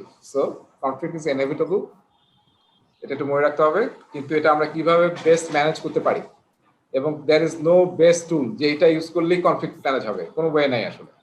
মানুষকে ম্যানেজ করা দিস ইজ অ্যাকচুয়ালি মানে কোয়াইট ইম্পসিবল, তাই না? কিন্তু আমরা কিছু এখানে মডেল করব, যে মডেলগুলো ইউজ করে আমরা হয়তো মানে ট্রাই করতে পারি কনফ্লিক্ট ম্যানেজমেন্টের জন্য। সো এটাও কি এই চ্যাপ্টারটাও কি এখান থেকে পড়লেই হবে, পিএমবক লাগবে না? হ্যাঁ, পিএমবক দরকার নেই, কারণ পিএমবকে আসলে খুবই অল্প ছিল। কোথায় ছিল? রিসোর্স চ্যাপ্টারে আছে। হ্যাঁ, রিসোর্স চ্যাপ্টারে একটা টুল হিসাবে ম্যানেজ কনফ্লিক্ট ছিল, রিসোর্স ম্যানেজমেন্ট চ্যাপ্টারে। আমি কিন্তু আপনাদেরকে একটা ডকুমেন্ট দিয়েছি, তাই না, এক্সেল ফাইল। সেই এক্সেল ফাইলের মধ্যে কিন্তু পিএমবকের সাথে ম্যাপ করা আছে প্রতিটা টপিকে স্টুডেন্ট মেনু। হ্যাঁ, ওইটা একটু কাইন্ডলি দেখে নেবেন। হ্যাঁ, সো তাহলে আসলে রিলেট করতে পারবেন যে এটা আসলে কোথায় আছে পিএমবকের। এই ম্যানেজ কনফ্লিক্টটা পিএমবকে একটা জাস্ট টুলস টেকনিক হিসাবে আছে, রিসোর্স চ্যাপ্টারে।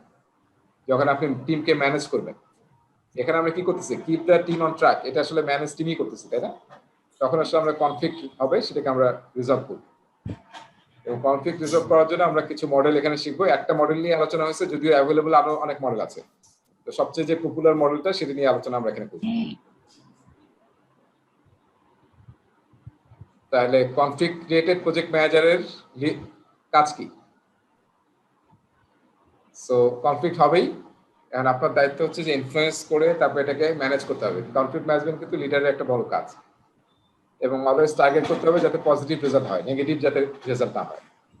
অ্যাজাইল প্রজেক্টে কি করা হয় এটা খুব ইম্পর্টেন্ট। দেখেন এখানে কিন্তু একটা মাইন্ডসেটের ব্যাপার আসে। দেখেন, in agile projects you facilitate conflict resolution while the team is empowered to resolve conflicts. ঠিক আছে? যদি কোনো একটা কনফ্লিক্ট সিচুয়েশন হয় তাহলে আপনি ফ্যাসিলিটেট করবেন, কিন্তু রিজলভ করবে কে? টিম নিজে রিজলভ করবে, যেহেতু তারা self organizing, self control, self managed. Specially যদি কোনো টেকনিক্যাল কনফ্লিক্ট হয় তাহলে কি করব? আমরা আমাদের নাক গলাবো? আমরা আসলে যেহেতু তারাই টেকনিক্যালি সব ডিসিশন নেবে, সো তাদেরকে আমরা ফ্যাসিলিটেট করবো যাতে তারা সেই কনফ্লিক্টে ম্যানেজ করে। সো এটা একটু কিন্তু মনে রাখতে হবে। আর as a servant leader you assist in the removal or impediments or sources of conflict. As a servant leader আমরা যেসব কারণে কনফ্লিক্ট হতে পারে সেগুলো আগে থেকে আমরা চেষ্টা করবো প্রোঅ্যাক্টিভলি রিমুভ করার। ঠিক আছে? অলরাইট, সো দেখি আমরা এখন নেক্সট স্লাইডে কি আছে, স্কিলস অ্যান্ড লিডারশিপ টেকনিক্স। তাহলে কি কি আপনাকে ইউজ করতে হবে? একটা হচ্ছে ইমোশনাল ইন্টেলিজেন্স ইউজ করতে হবে, এটা নিয়ে আমরা ডিটেল করবো। ইনফ্লুয়েন্সিং হতে হবে, ইনফ্লুয়েন্সিং কিন্তু একটা বড় বিষয় না। আমরা একটা ভিডিও দেখছিলাম মনে হয়, যে কিভাবে আমরা মানে অথরিটি না থাকার সত্ত্বেও আমরা কিভাবে মানুষকে ম্যানেজ করতে পারি, সেটা কিন্তু বড় একটা টেকনিক হচ্ছে ইনফ্লুয়েন্সার হওয়া। তারপর লিডারশিপ স্কিল ইউজ করতে হবে, এবং ডিসিশন মেকিং সেই স্কিলটা ইউজ করতে হবে। আপনি যদি ডিসিশন নিতে না পারেন ঠিক টাইমে ঠিক সময়ে, তাহলে কিন্তু গন্ডগোল লাগবে। আর ডিসিশন মেকিং কিভাবে হবে এগুলো কিন্তু ডিসিশন নিয়ে কিন্তু অনেক কনফ্লিক্ট হবে। তো আগে যদি আমরা টিম চার্টারে লিখে রাখি, মনে আছে না, টিম চার্টারে কিন্তু একটা কন্টেন্ট হচ্ছে ডিসিশন মেকিং, কিভাবে ডিসিশন মেকিং করবে টিম। সো ধরেন আপনি ওই প্ল্যানিং পোকার গেম খেলতেছেন, হ্যাঁ, তাহলে আপনি নিয়ম তো আগে ওখানে সেট করে রাখতে পারেন যে প্ল্যানিং পোকার আমরা প্রথম রাউন্ড খেলবো, প্রথম রাউন্ডে যদি কনসেনসাস না হয় তাহলে দ্বিতীয় রাউন্ড খেলবো, দ্বিতীয় রাউন্ডেও যদি কনসেন্সাস না হয় তাহলে আমরা ম্যাক্সিমাম 3 রাউন্ড খেলতে পারি। খেলার পরে যেটা হাইয়েস্ট হবে আর যেটা লোয়েস্ট হবে সেটা যোগ করে আমরা এভারেজ করব, এরকম কিন্তু হতে পারে। তো এটা আমরা যে আগে বলে নাকি, তাহলে আসলে সময় ক্ষেপণ হবে না আর কনফ্লিক্ট তৈরি হবে না, আমরা quickly we can move forward. কেন কনফ্লিক্ট হয়? ঠিক আছে, বেশ ভালো ভালো ছবি দিচ্ছে, তাই না? একটা হচ্ছে কম্পিটিশনের কারণে, তারপর আমাদের difference of objective, values and perceptions. এই জন্য কিন্তু আমরা একটা টপিক পড়ছিলাম না, শেয়ার্ড ভিশন, মনে আছে? ওই যে পিপল রিলেটেড লেসন 1-এ পড়ছিলাম, লাস্ট টপিক শেয়ার্ড ভিশন। সেখানে কিন্তু লিডারের একটা বড় কাজ হচ্ছে টিমের মধ্যে শেয়ার্ড ভিশন, শেয়ার্ড অবজেক্টিভ যাতে হয় টিমের। যে যার পার্সোনাল এজেন্ডা নিয়ে যদি কোনো টিমে কাজ করা শুরু করে তাহলে সেই টিম তো গোল অ্যাচিভ করতে পারবে না। বুঝতে পারছি? ক্রিকেটের মধ্যে এরকম যদি হয় যে আমি বেশি বল করে আমি উইকেট নেব, টেস্ট ম্যাচে আমি বেশি বল করব যাতে আমি উইকেট নেই, ওয়াকার ইউনুস আর ওয়াসিম আকরাম, তাই না? যেই বল করে সেই উইকেট নেয়। এখন যদি ক্যাপ্টেন ওয়াসিম আকরাম সে যদি ওয়াকারকে বল করতে না দেয় তাহলে কি হবে? আমার কাছে মনে হচ্ছে 2-1টা ম্যাচে এরকম ঘটছে যে এখানে দেখা যাচ্ছে ওয়াকারকে বল করতে দিচ্ছে না। আচ্ছা, ডিসএগ্রিমেন্টস অ্যাবাউট রোল। এই যে আমার রোলের যদি ক্লিয়ার না থাকে যে কার রোল কি, রেসপন্সিবিলিটি কি, অথরিটিস কি, এগুলো আমরা আগে থেকে ক্লিয়ার করে নেবো। এই জন্য কিন্তু আমাদের প্রথম টপিকটা ছিল, মনে আছে, বিল্ড এ টিম। সেখানে কিন্তু আমরা রোলস এন্ড রেসপন্সিবিলিটি নিয়ে কথা বলছিলাম এবং রেসিমেট্রিক্স নিয়ে বলছিলাম, যাতে সবার ক্লিয়ার রেসপন্সিবিলিটি ডিফাইন থাকে। আর কমিউনিকেশন ব্রেকডাউন হলে এটা তো আসলে অবভিয়াস, যেখানে আসলে কনফ্লিক্ট ইমিডিয়েটলি শুরু হয়ে যাবে আর কি, যদি কমিউনিকেশন ব্রেকডাউন হয়। সো সমস্ত যুদ্ধের ফর্মুলা কি? যত যুদ্ধ হয় কমিউনিকেশন ব্রেকডাউন ঘটে না, তাহলে কিন্তু আপনি যাকে ইচ্ছা তাকে পরাজিত করে ফেলতে পারবেন। সো কনফ্লিক্ট ম্যানেজমেন্টের ডেফিনিশন কি? Application of one or more strategies to deal with disagreements. So ডিসএগ্রিমেন্টে হচ্ছে কনফ্লিক্ট, সেটা আমরা কিভাবে ম্যানেজ করবো সেটা হচ্ছে কনফ্লিক্ট ম্যানেজমেন্ট। এখানে দেখেন বাম সাইডে দেখানো হয়েছে, যদি আমরা ইফেক্টিভলি কনফ্লিক্ট ম্যানেজ করি তাহলে কি হবে? ইমপ্রুভ আন্ডারস্ট্যান্ডিং হবে, বেটার পারফরমেন্স হবে টিমের, এবং টিমের প্রোডাক্টিভিটি বাড়বে। আর যদি ইনএফেক্টিভ করি তাহলে কি হবে? ডিস্ট্রাকটিভ বিহেভিয়ার হবে, অ্যানিমিসিটি ক্রিয়েট হবে। অ্যানিমিসিটি মানে হ্যাঁ, শত্রুতা তৈরি হবে, তাই না? Poor performance and reduce productivity. So এটা জাস্ট অপোজিট। বেটার পারফরমেন্স এটা পুয়ার পারফরমেন্স, হায়ার প্রোডাক্টিভিটি আর lower productivity. So this are the common picture. আমার একটা কোশ্চেন ছিল। হ্যাঁ, বলুন। আচ্ছা, মানে নরমালি তো প্রজেক্ট ম্যানেজার মানে যখন এই ধরনের কোনো কনফ্লিক্ট হবে তখন সে ম্যানেজ করবে, মানে কনফ্লিক্টটা ম্যানেজ করার চেষ্টা করবে। যেমন যদি সিচুয়েশন হয় যে ম্যানেজারের সাথেই কারো কনফ্লিক্ট হইতেছে, যে ম্যানেজার হয়তো বলতেছে এটা এইভাবে করা দরকার, কিন্তু কোন টিম মেম্বার বলতেছে না এটা এইভাবে না এইভাবে, তো তখন তো মানে মানে দুজনের মধ্যে কনফ্লিক্ট, এটা ম্যানেজ করবে কি? এটা ম্যানেজ করবে কে? হ্যাঁ, এটা যদি এরকম লেভেলের হয় যেটা আসলে এসকেলেট করা দরকার, হ্যাঁ, নেক্সট লেভেলে, তাহলে নেক্সট লেভেলে এসকেলেট হতে পারে। হ্যাঁ, তার আগেও আসলে আরো সিনিয়র কাউকে বলা। হ্যাঁ, না, সেটা ডাইরেক্টলি বলাটা আমার কাছে মানে ফার্স্ট স্টেপ মনে হচ্ছে না, ওটা হচ্ছে লাস্ট স্টেপ। ফার্স্ট স্টেপ হচ্ছে হয়তো অন্য কাউকে দিয়ে বলানো, টিমের অন্যরা আছে না যার সাথে আসলে প্রজেক্ট ম্যানেজারের ভালো রিলেশন থাকতে পারে বা ভালো আন্ডারস্ট্যান্ডিং থাকতে পারে, এরকম কাউকে দিয়ে জিনিসটাকে মিট করার চেষ্টা করা, মানে মাঝখানে কাউকে দিয়ে। প্রথমে টিমের বাইরে চলে গেলে একসময় আসলে টিমের ক্যাপাবিলিটি নিয়েই প্রশ্ন চলে আসবে, ওটা আসলে লাস্ট স্টেজ হতে পারে যখন আপনি টিমের বাইরে গেলেন। মানে যেমন মানে সিচুয়েশনটা বলি, যেমন মানে এই সিচুয়েশনটা আমারই একটা সিচুয়েশন যে আমি ম্যানেজ করতেছি, এখন কয়েকজন টিম মেম্বারের সাথে আমার একটা কনফ্লিক্ট। এখন মানে আমি চাইলে তো বলতেই পারি যে এটা এইভাবে করতে হবে, সেটা তো আমি করতে চাই না, আমি চাই যে কনভিন্স করতে, কিন্তু আমি কনভিন্স করার চেষ্টা করছি, ওরাও কনভিন্স না, তারাও তাদেরটাতে মানে স্টিক হয়ে আছে। তো এখন একটা তো রিজলভ হতে হবে যে এটা অটোমেটিক একটা সিদ্ধান্ত যে না এটা এইভাবেই করতে হবে, কিন্তু সেটা হলে তো আর হলো না। এখন এটা সমাধান কি? আমি সমাধান আসলে মানে রিয়েল লাইফ সিচুয়েশন, এখন কিভাবে আচ্ছা, সলভ আচ্ছা। করা যায়? না, এটা এটা একটা জিনিস মনে রাখতে হবে, অটোক্রেটিক যে ইউজ করা যাবে না এরকম কোনো কথা নাই। হ্যাঁ, আমি চাই না করতে, মানে বা আছে। এখন কারণ জোর করে আমি বললাম, কয়েকজনের পছন্দ হলো না, তো তার থেকে এখন একটা সমাধান কি করা যেতে পারে? তাহলে কি হতে পারে, কেউ বলেন দেখি সমাধান কি হতে পারে? রেজা ভাই, যদি সিচুয়েশনটা এরকম হয় যে most of the public agree করতেছে বাট দুই একজন এগ্রি করতেছে না, তাহলে একটা যদি মিটিং অ্যারেঞ্জ করে যেখানে মোস্ট অফ দ্য পাবলিক কেন এগ্রি করতেছে তাদের মতামতগুলো আগে নেওয়া হয়, তাহলে সেই ক্ষেত্রে যারা ডিসএগ্রি আছে তাদের পসিবিলিটিস থাকে ওখান থেকে সরে আসা। তাহলে একটা মানে ফ্যাসিলিটেট করা যেতে পারে, তাই না? কোলাবোরেটিভ একটা মিটিং করা যেতে পারে। তারপরে এই তো এরকম হতে পারে আর কি, মিটিং করা যেতে পারে, সেখানে সবাই মিলে প্রোস এন্ড কনস নিয়ে কথা বলে আমার মনে হয় তখন ডিসিশন নেওয়া যেতে পারে। ওই যে আমরা এখানে কিন্তু আমরা তো একটা জিনিস এখানে যে আরেকটা রেজা ভাই, আরেকটা ব্যাপারটা হয় কি যে ওই যে কোনো মিটিং এর আবহাওয়া যখন একটু থাকে আপনার, মানে আপনার ওই যে আইস ব্রেকিং না থাকে, যখন সবাই একটু কনজারভেটিভ টাইপের থাকে, তখন এই সিচুয়েশন গুলো আরো বেশি রেজ করে। দেখা যাবে কথা একজন শুনতেছে না, উনি কথা বলেই যাচ্ছে, কিন্তু যারা ডিসএগ্রি করতেছে তারা আমাদের কথাগুলো ঠিক মতো শুনতেছে না। একটা টিমের শুরুতে যদি কোনো রকম জাস্ট এমন ভাবে মিটিংটা শুরু করা হয় যে কোনো একজনের উপলক্ষ নিয়ে, জাস্ট একটা উপলক্ষকে কেন্দ্র করে যদি কোনো খাবার দাবারের অল্প কিছু অ্যারেঞ্জমেন্ট করলো, যাতে সবাই একটু মানে খাওয়া দাওয়া করে দেন মিটিং করতেছে, খাচ্ছে, একটা ফ্রি মুডে কথাবার্তা বললে দেন এটা একটা রিজলভ হওয়ার সম্ভাবনা থাকে, মুড বেটার থাকে। Right, right. সো দেখেন, ভালো ভালো টেকনিক কিন্তু আসলো। শহীদুল ভাই কিছু বলতে চাচ্ছিলেন? এখানে মানে যে জিনিসটা দেখার সেটা হলো মানে ইগোইস্টিক কারোর ভিতর কাজ করতেছে কিনা।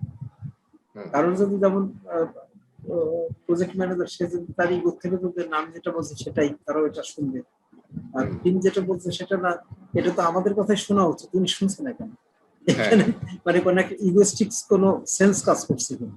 সে অবস্থা প্রথম যেটা বললেন সেই অবস্থাতে ওই যে বসেই ডিসিশনটা নিয়েও যে আসলে এই মানে কনফ্লিক্টের কারণটা কি, এখানে কার থেকেই এটা মানে অবস্ট্রাকশনটা আসছে। ঠিক আছে, আমার মনে হয় অনেকগুলো ডাইমেনশনের কথা চলে আসলো। মানে যদি ইগো কাজ করে যে আমি লিডার, আমি যেটা বলবো সেটা, বা ওরা আবার ভাবতেছে যে আমরা যেটা বলছি ওটাই বেস্ট, তো এখানে আসলে ওখান থেকে বের হয়ে আসতে হবে, দেখতে হবে যে আসলে আমাদের পুরো গোল কি, আমাদের টিমের বা প্রজেক্টের গোল কি, বা অর্গানাইজেশনের ভিশন কি। এটাকে আমরা বলি এটা হচ্ছে এন্টারপ্রাইজ অ্যাওয়ারনেস, বা প্রজেক্টের মানে ওভারঅল আমরা কি বেনিফিট চাচ্ছি সেটার সাথে আমরা আসলে অ্যালাইন আছি কিনা, সেটা আসলে সবাই যদি ফোকাস হয় তাহলে আসলে মনে হয় এই ধরনের কনফ্লিক্টগুলো একটু দূর হতে পারে। সেটাই। আর রাজা অনেকে ভাই, সুন্দর সুন্দর টেকনিক বললো, সেগুলো আমরা ইউজ করতে পারি। হ্যাঁ, তো প্রজেক্টের শুরুতেই আমরা একটা গ্রাউন্ড রুল সেট করতে পারি না, মানে ইন কেস কোনো ডিসএগ্রিমেন্ট? হ্যাঁ হ্যাঁ, সেটা আমরা আগেই বলে আসছি, পড়ছিও তো আমরা, গ্রাউন্ড রুলস একটা মানে চার্টার তৈরি করতে হবে। হ্যাঁ, মানে গ্রাউন্ড রুলসে তো থাকতে পারে যে এরকম ডিসএগ্রিমেন্ট হলে প্রজেক্ট ম্যানেজারও হইতে পারে within project manager and team member, সেটা আসলে কিভাবে সলভ করবে, এটা ডেমোক্রেটিক ওয়েতেও হইতে পারে। হ্যাঁ, সো এই গ্রাউন্ড রুলেই থাকতে পারে আর কি। But right. কখনো কখনো মানে এক্সট্রিম কেসে এরকম হতে পারে যে কোনো কোনো টিম মেম্বার ইন্টেনশনালি আসলে প্রজেক্ট ম্যানেজারকে ইন্টেনশনালি বিপদে ফেলার জন্য, বাগে ফেলানো, যেটা বলে বাগে ফেলানো, বাগে ফেলানো। তো সেই ক্ষেত্রে আমার মনে হয় অ্যাজাইল কাজ করবে না। এরকম যদি হয় ওই টিম মেম্বারকে প্রজেক্ট থেকে আউট করে দিতে হবে, ইফ দ্যাট ইজ ইন্টেনশনাল আর কি, এবং স্পয়েলড আইটেম যদি হয় আর কি। এক্সট্রিম। আচ্ছা, ঠিক আছে, তাহলে দেখেন আজ আরিফ, আপনি অনেক অনেক মানে ইয়া পেলেন, অনেকগুলো আইডিয়া পাইছি, থ্যাংক ইউ। সো খাওয়া দাওয়াটা মনে হয় ভালো আইডিয়া নাকি, যে খাইলে সবাই হালকা মেজাজে হয়ে যায় আর কি। আচ্ছা আচ্ছা, আমরা দেখেন কনফ্লিক্টের একটা টেকনিক দিয়ে আলোচনা করব, কিভাবে কনফ্লিক্ট ম্যানেজমেন্ট অ্যাপ্রোচ আমরা কনফ্লিক্ট ম্যানেজ করতে পারি। এইটাকে এই অ্যাপ্রোচটাকে বলা হয় আসলে, কি বলে এটাকে, থমাস স্কিলম্যানস অ্যাপ্রোচ, থমাস স্কিলম্যানস মডেল। আমি একটা ভিডিও তৈরি করছিলাম, অনেকে দেখছেন কিনা জানি না। দেখছেন? আমি কনফ্লিক্ট ম্যানেজমেন্ট নিয়ে কিন্তু একটা ভিডিও তৈরি করছিলাম, যেটার মধ্যে আপনি থাকেন দুই দিকে আমি থাকি, রাইট? হ্যাঁ হ্যাঁ, দেখছি। হ্যাঁ, ওইখানে পুরো ব্যাখ্যাটা আছে, আমি ওইটারই আজকে একটু ব্যাখ্যা দেবো, এই কনফ্লিক্ট ম্যানেজমেন্ট টেকনিকটা দ্বারা। আচ্ছা, আমরা পিছন দিয়ে চলে গেছিলাম, সামনে আসি। ম্যানেজ কনফ্লিক্ট, এখানে ওটা আমি ছবিটা নিয়ে আসছিলাম আগে।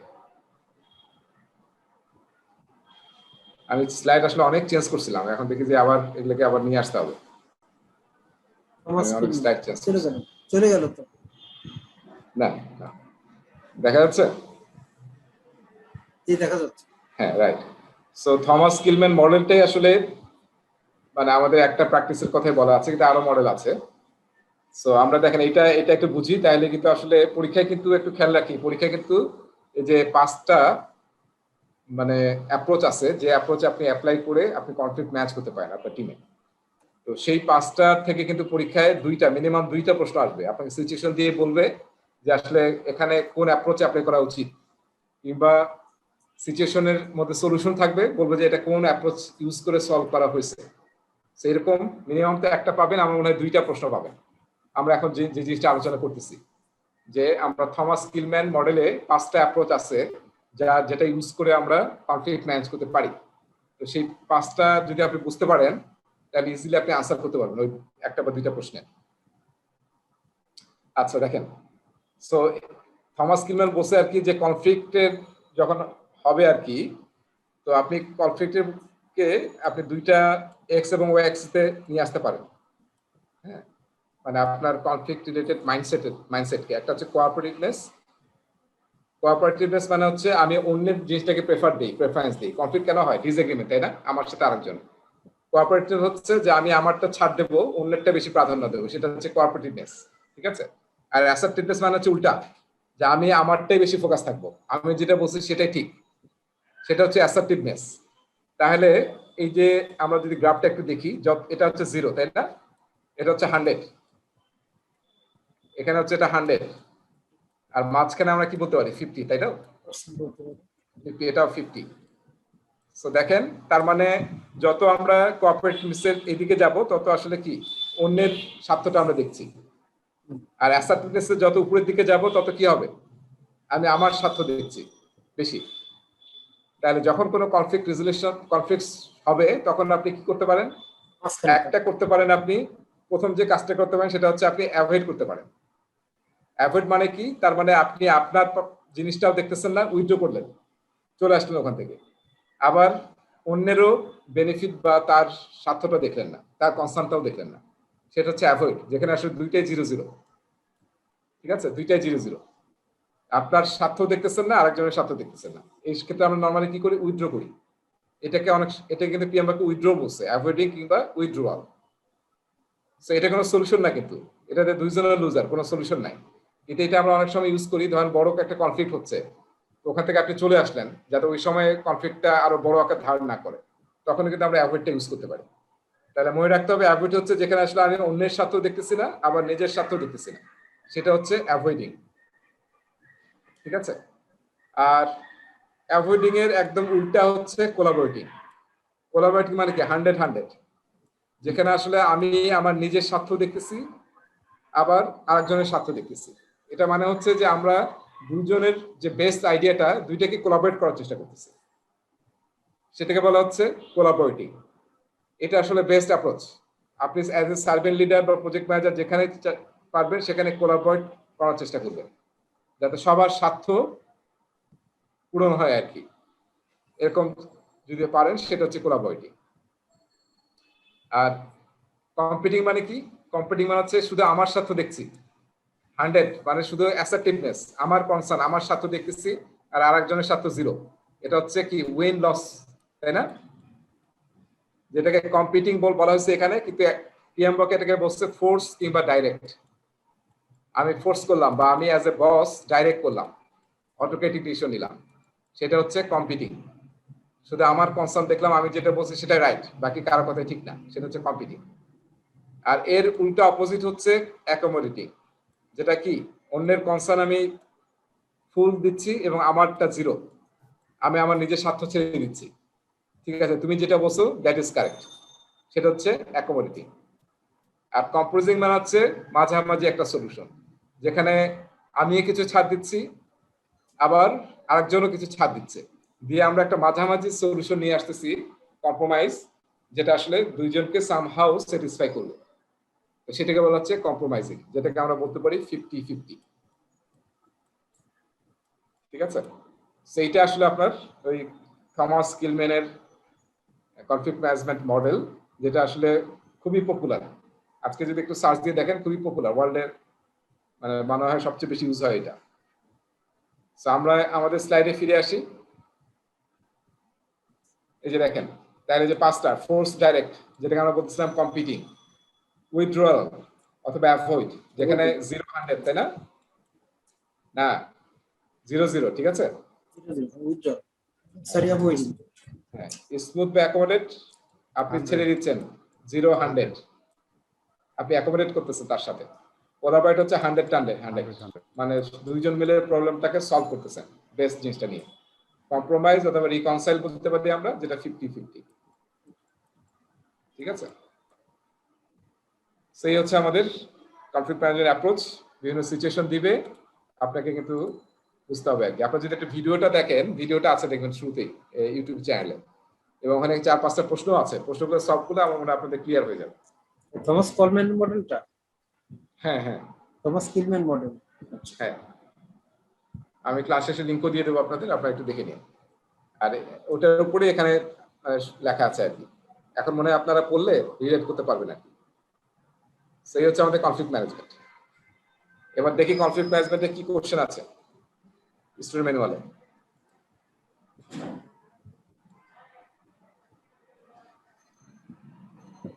আচ্ছা, প্রথম প্রশ্নটা দেখি আমরা। As the project manager, what can you do to mitigate the negative effects of a staffing change? ও আচ্ছা, এখানে সিচুয়েশনটা আসলে ইম্পর্টেন্ট ছিল।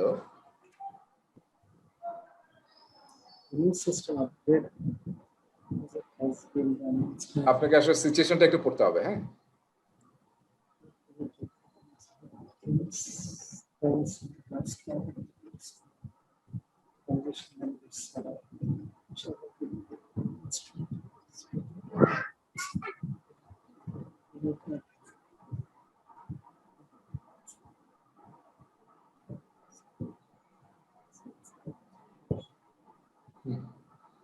দেখেন, বেশ ডিফিকাল্ট প্রশ্ন নাকি? প্রথম প্রশ্নটার অ্যান্সার কি হবে?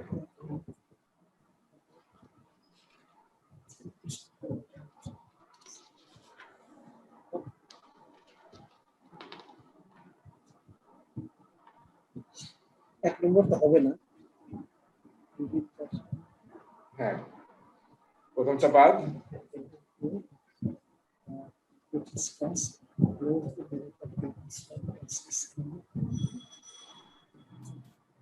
দুই আর তিনের ভিতর হবে। এখন 2 আর 3 কোনটা?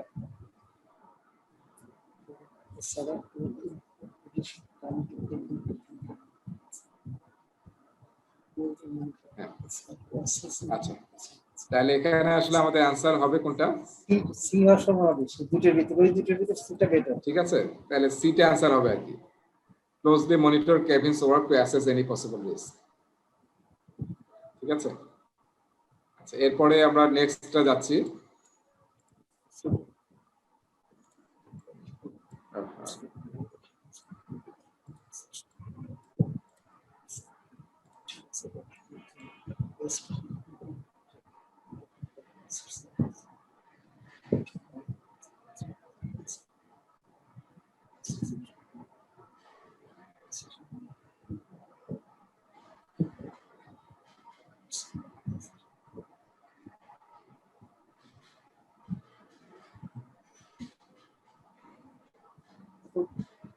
এক তো হবে না, দুই avoid involving yourself as a decision maker. এটা সার্ভিসে এত খুব সুন্দর কথা, এটা তো ক্লিয়ারলি ই করে, ম্যাচ করে। হ্যাঁ, মানে আপনারা দেখেন যে কি ডি হবে কি? ডি না, করা যাবে। তার মানে এটা কিন্তু টেকনিক্যাল বিষয়, তাই না? আপনার নলেজ নাই, এক্সপেরিয়েন্সও নাই। সো আপনি কি করবেন? এটা আমরা কিন্তু বলতেছিলাম যে যখন কোনো কনফ্লিক্ট হবে, স্পেশালি অ্যাজাইল টিম জাতীয় কোনো যদি সিচুয়েশন দেখেন, তাহলে কি হবে? আমরা আসলে ওখানে ইনভলভ হব না। ওটা আসলে তারা নিজের, আমরা ফ্যাসিলিটি হিসেবে কাজ করব, কিন্তু ডিসিশন নেবে তারা। আমি ডিসিশন মেকিং এ কোনো ইয়া করব না। ঠিক আছে, avoid involving yourself as a decision maker, decision টিমকে নিতে দেন। লাস্ট প্রশ্ন, টিম চার্টারে কি থাকে? এটা আমরা টিম চার্টারে পড়ছিলাম। হ্যাঁ, কারো মনে আছে কিনা দেখেন। টিম ভ্যালু থাকবে, টিম ভ্যালুস থাকবে, টিম এগ্রিমেন্ট থাকবে, কিভাবে আমরা ডিসিশন নেব এটা দরকার নাই। Team operating guidelines, A B R D. হ্যাঁ, এ বি আর ডি। ঠিক আছে, ঠিক আছে। হ্যাঁ, ঠিক আছে। আচ্ছা, এখন বলেন তো টিম মোটিভেশন কোথায় থাকবে আসলে? ট্রেনিং। টিম মোটিভেশনটা কোথায় থাকা উচিত? তাহলে এটা টিম মোটিভেশন থাকবে আসলে এই যে এইচআর প্ল্যানে, হিউম্যান রিসোর্স যে প্ল্যান করছি আমরা বিল্ড এ টিমে, সেখানে কিভাবে মোটিভেট করা হবে, রিকগনাইজ, রিওয়ার্ড দেওয়া হবে, সেটা ওখানে থাকবে। আর পার্সোনালি অ্যাসেসমেন্ট, যেটা আসলে 2 নম্বর টপিক ছিল, আমরা কাটায় চলে আসলাম। হ্যাঁ, সেখানে আসলে আমরা পার্সোনাল অ্যাসেসমেন্ট নিয়ে কথা বলবো, টিম চার্টারে থাকবে না। সো আমরা এটা শেষ হলো। নেক্সটটা যাই আমরা, বেশি সময় লাগবে না। Collaborate with stakeholders. সো স্টেকহোল্ডারের সাথে কোলাবরেট করা, এটা কিন্তু আমরা এখানে 2টা টপিক আছে, একটা হচ্ছে কোলাবরেট উইথ স্টেকহোল্ডার্স, একটা হচ্ছে ট্রেন বা কি যেন একটা আছে। এই 2টা টপিক কিন্তু স্টেকহোল্ডার রেটের 2-3টা টপিক আছে। এই 2-3টা টপিক হচ্ছে বেস্ট হচ্ছে আপনার পিএমবক পড়া, চ্যাপ্টার নাম্বার 13। ওটা একবার পড়ে নেবেন, তাহলে এগুলা আসলে আপনার জন্য আরো ভালো হবে, কারণ ওখানে সবচেয়ে ভালো আছে। পুরোটাই না? না, পুরোটা না। এই যে কোলাবরেট, এখানে প্রায় 3টা টপিক আছে স্টেকহোল্ডার নিয়ে, পুরা ইয়াতে আর কি। Student manual, identification, collaborating activities, আর stakeholder engagement plan, engagement plan আছে। হ্যাঁ, সেটা আসলে এনগেজমেন্ট নিয়ে কথা বলতেছে, কোলাবরেট উইথ স্টেকহোল্ডার্স। এটা আসলে স্টেকহোল্ডার এনগেজমেন্ট, এটাকে এনশিওর করা, স্টেকহোল্ডার এনগেজমেন্ট এবং stakeholder management. So engaging stakeholders, trust, collaboration এবং প্রোডাক্টিভ ওয়ার্কিং। সো এটা আমাদের টার্গেট, ঠিক আছে? ট্রাস্ট বিল্ড আপ করা, কোলাবোরেশন করা, এবং যাতে আসলে আমাদেরকে হেল্প করে আমাদের প্রোডাক্টিভ কাজের জন্য। সো আমরা কি করতে হবে? স্টেকহোল্ডার এনগেজমেন্ট প্ল্যান তৈরি করতে হবে, যেটা নিয়ে কিন্তু একটা প্রসেস আছে পিএমবকে। প্ল্যান স্টেকহোল্ডার এনগেজমেন্ট 13 নম্বর চ্যাপ্টারের 2 নম্বর প্রসেস। এটা আসলে আইডেন্টিফাই স্টেকহোল্ডারের পরের প্রসেস। আমরা প্ল্যান করব যে স্টেকহোল্ডারকে কিভাবে আমরা এনগেজ করব, যাতে তারা আসলে আমাদেরকে হেল্প করে, বিভিন্ন জায়গায় তাদের হেল্পটা লাগে আমাদের, এবং ঠিকমতো আমরা কাজ করতে পারি। সো এখানে effective collaboration build trust between all parties. ঠিক আছে? Collaboration, collaboration, collaboration, this is very important for project. কোলাবোরেশনটা, কোলাবোরেশন। তাহলে কোলাবোরেশন বলতে আমরা কেন দরকার আমাদের collaboration? Optimize understanding of aims and expectations through open dialogue and meaningful communication. Except that each person's involvement and engagement level may fluctuate during project. It accept করতে হবে, fluctuate করতে পারে। তারপরে keep decisions transparent, information transparent. This is very important. তারপরে আপনার communication, leverage communication, interpersonal skill, feedback, meeting management, এই জিনিসগুলো করতে হবে যদি আপনি কোলাবোরেশন এনশিওর করতে চান আপনার অল পার্টিস এর মধ্যে। কোলাবোরেশন অ্যাক্টিভিটি কি কি আমরা ইউজ করব দেখেন, এগুলো জাস্ট রিড আউট করা আমার কাছে খুব মনে হয় না, জাস্ট পড়ে নিলেই হবে আর কি। Determine optimize collaborative activities as an ongoing team effort. তারপরে activities that encourage regular collaboration include, important, এই অংশটা ইম্পর্টেন্ট। এই যে এক্সাম্পল দেওয়া আছে, ডেইলি স্ট্যান্ড আপ মিটিং, এটাও কিন্তু এক ধরনের কোলাবোরেশন, তাই না? তারপর টিমকে কোলোকেট করা, face to face communication, all আর কিন্তু কেন করতেছি আমরা? কোলাবোরেশন এনশিওর করার জন্য। তারপরে শিডিউল সেশন, যেমন milestone review, backlog grouping sessions, iteration planning session, span review, সবকিছু টার্গেটে কিন্তু কোলাবোরেশন করা। এবং অ্যাজাইলের একটা কনসেপ্ট হচ্ছে কত কোলাবোরেটিভলি আমরা কাজ করতে পারি বিজনেসের সাথে, ম্যানেজমেন্টের সাথে এবং স্টেকহোল্ডারের সাথে। একটা প্রিন্সিপাল আছে এই রিলেটেড। আচ্ছা, base the frequency of engagement on mutual needs and expectation. ঠিক আছে? এটাও কিন্তু আমাদেরকে কমিউনিকেশন প্ল্যান, যখন স্টেকহোল্ডার চ্যাপ্টার পড়বেন, একটা জিনিস মনে রাখতে হবে, stakeholder chapter plus communication chapter দুইটা একসাথে পড়বেন পিএমবকে, তাহলে আপনার কোনো প্রশ্নে আটকাবে না আর কি। সো স্টেকহোল্ডার নিয়ে 2-3টা টপিক আছে স্টুডেন্ট ম্যানুয়ালে, আর কমিউনিকেশন নিয়ে কিন্তু একটা টপিক আছে যেটা আমরা পড়ছি লাস্ট লেসনে পড়ছিলাম, তাই না, ম্যানেজ কমিউনিকেশনস। সো এই দুইটা কিন্তু একসাথে পড়তে হয়, কারণ দুইটা একটার সাথে কানেক্টেড। যেমন এটা কমিউনিকেশন প্ল্যানে বলা থাকবে, আমরা আসলে এক্সপেকটেশন বা নিড অনুযায়ী আমরা ডিসাইড করবো যে কখন কখন মিটিং করতে হবে। যেমন অ্যাজাইল টিম প্রতিদিনে 15 মিনিটের মিটিং করে। Nearly constant engagement is recommended. This is also মানে সাস্টেনেবল, যাতে আমাদের এনগেজমেন্টটা থাকে প্রজেক্টের বেটারমেন্টের জন্য। আচ্ছা, এনগেজমেন্ট প্ল্যান যখন আমরা তৈরি করব তখন আমরা কি করব আসলে? এটা এখানে যে স্লাইড 1 আর 2 আছে, এটা আসলে প্ল্যান এনগেজমেন্ট, স্টেকহোল্ডার এনগেজমেন্ট প্রসেসের ইনপুট, টুলস টেকনিক বা আউটপুট নিয়ে আসলে এখানে বলা আছে। ঠিক আছে, মানে আমরা যখন প্ল্যানটা তৈরি করব তখন আসলে কি কি করতে হবে আমাদের স্টেকহোল্ডার রেজিস্টার যেটা তৈরি করছি, স্টেকহোল্ডার রেজিস্টার যে ডকুমেন্টটা তৈরি করছি, এটা কখন তৈরি হয়? আইডেন্টিফাই স্টেকহোল্ডার প্রসেসে। তারপরের প্রসেস কিন্তু এটা। তার মানে স্টেকহোল্ডার রেজিস্টার নিয়ে আমরা আসলে এখন তৈরি করতেছি যে আমরা কিভাবে স্টেকহোল্ডারকে এনগেজ করব। এবং আমাদের একটু খেয়াল করেন, আমাদের কিন্তু এক করছি কিন্তু আমরা এটা সামনে কোনো একটা জায়গায়, মানে পিছনে, তো সেখানে কিন্তু ছিল স্টেকহোল্ডারের গ্রুপ তৈরি করা। এবং আমরা কিন্তু যে স্ট্র্যাটেজি সেট করবো এনগেজমেন্ট প্ল্যানে, সেটা গ্রুপ আকারে করবো, কারণ ইন্ডিভিজুয়াল পাওয়াটা খুব টাফ, মানে কয়েকশো স্টেকহোল্ডার হতে পারে, আমরা গ্রুপ করতে পারি। সো গ্রুপ করে করে তাদের জন্য স্ট্র্যাটেজি সেট করতে পারি। সেই স্ট্র্যাটেজিটাই হচ্ছে স্টেকহোল্ডার এনগেজমেন্ট প্ল্যান অথবা স্টেকহোল্ডার এনগেজমেন্ট স্ট্র্যাটেজি। সো এটা হচ্ছে 1 নম্বর। তারপর প্রজেক্ট ম্যানেজমেন্ট প্ল্যান, যেখানে স্পেশালি আমরা কমিউনিকেশন ম্যানেজমেন্ট প্ল্যানটা আমরা কনসিডার করব। ঠিক আছে, এবং স্টেকহোল্ডার রেজিস্টারে কিন্তু 3টা পার্ট থাকে। কারো কি মনে আছে স্টেকহোল্ডার রেজিস্টারে কি কি থাকে? 3টা মেইনলি পার্ট থাকে, কলাম আমরা দেখছিলাম স্টেকহোল্ডার রেজিস্টারে। স্টেকহোল্ডার রিলেটেড ইনফরমেশন স্টেকহোল্ডার রেজিস্টারে থাকে, কি কি থাকে আসলে?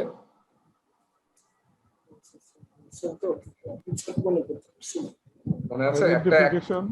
হ্যাঁ, এই যে শামসুল ভাই বলতে পারছে, identification, right, identification information. Second থাকে হচ্ছে অ্যাসেসমেন্ট ইনফরমেশন। ঠিক আছে, তারপর থেকে ক্যাটাগরি। ঠিক আছে, এই 3টা গ্রুপে আসলে আমরা ইনফরমেশন গ্যাদার করি। তার মানে কি, আমরা আইডেন্টিফাই করছি, তারপরে অ্যাসেস করতেছি তার নিডসটা কি, এবং সেইটা আমাদেরকে আসলে হেল্প করবে যখন আমরা এই যে স্টেকহোল্ডার এনগেজমেন্ট প্ল্যান তৈরি করব। ঠিক আছে, তো এখানে কিন্তু মেইন ইনপুট হচ্ছে স্টেকহোল্ডার রেজিস্টার। আর অর্গানাইজেশনাল ওপিএ এবং ইএফ দুইটা কনসিডার করতে হবে, ইএফ এবং ওপিএ। কারণ কি, আমরা যখন এনগেজমেন্ট প্ল্যান তৈরি করতেছি স্টেকহোল্ডারের, যদি আপনার গভর্নমেন্টের কোনো বডি থাকে বা রেগুলেটরি বডি থাকে, তারাও কিন্তু আমরা স্টেকহোল্ডার। তাহলে তাদেরকে আমি কিভাবে ম্যানেজ করব, সেটা ডকুমেন্টেশন কি হবে, তাদের সাথে কিভাবে কমিউনিকেট করতে হবে, সবকিছু আমাদেরকে আইডেন্টিফাই করতে হবে ইএফ এবং ওপিএ থেকে। ঠিক আছে, তারপর অর্গানাইজেশনের কালচার, স্ট্রাকচার, পলিটিক্যাল ক্লাইমেট জানতে হবে আপনার। এই দুইটা কিন্তু আসলে ইএফ এবং ওপিএ নিয়ে বলতেছে।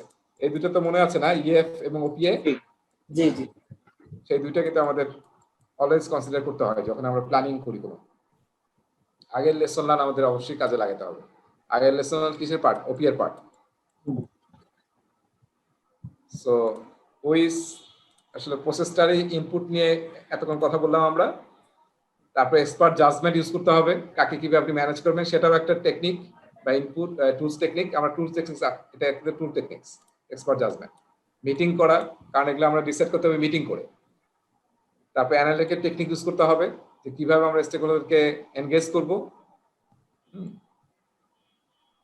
তারপরে কি করতে হবে, ফাইনালি আমাদেরকে, এটা হচ্ছে আউটপুট, এই লাইনটা হচ্ছে আউটপুট বলতেছে। আউটপুট মানে আমরা স্টেকহোল্ডার এনগেজমেন্ট প্ল্যানটা ডকুমেন্ট করব, এবং ডকুমেন্টের নাম হচ্ছে স্টেকহোল্ডার এনগেজমেন্ট প্ল্যান। সো এটা হচ্ছে আমাদের স্টেকহোল্ডার এনগেজমেন্ট প্ল্যান তৈরি করে ফেললাম।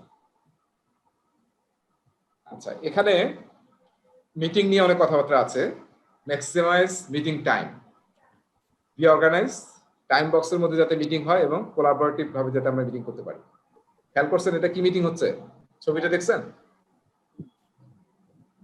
Stand up.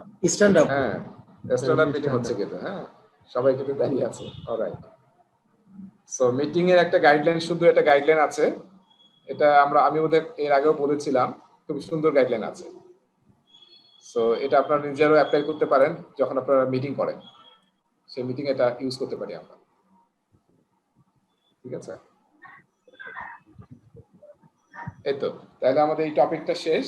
আমরা একটু স্টুডেন্ট ম্যানুয়ালটার প্রশ্ন দেখে শেষ করছি আজকে। Collaborate with স্টেকহোল্ডার্স,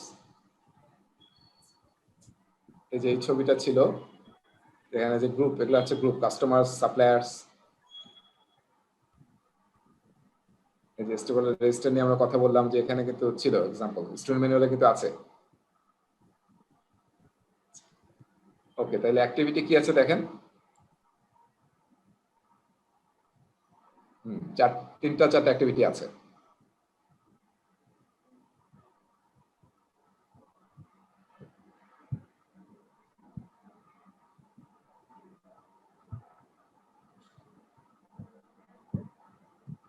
Vishal situation. আচ্ছা, দেখেন অনেক সময় কিন্তু অ্যান্সার দেখে, মানে কেস না জেনে কিন্তু অ্যান্সার দেওয়া যায়, তাই না? তাহলে প্রথমটার অ্যান্সার কি হবে? Stakeholders are worried about the current state of the project, how should you handle their concerns? C 3 নম্বর কি হবে, তাই না? Contact face to face. হ্যাঁ, ফেস টু ফেস মিটিং। ঠিক আছে, এরপরে আসি পরেরটা। Students are out of town and interested in the railway system. But most of its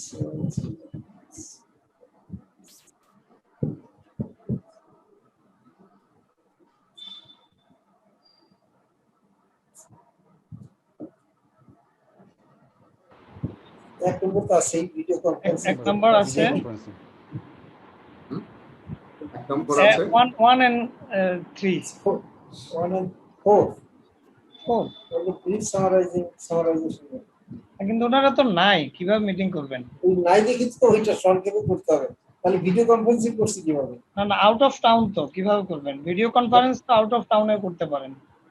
হ্যাঁ, সেজন্য তো বললে ব্রিফ সামারাইজেশন মিটিং, এটা ওই এটা আসলে বলতে পার, সব তো আমরা এখন বুঝতেছি একটা ভার্চুয়াল অবস্থা, তাই না?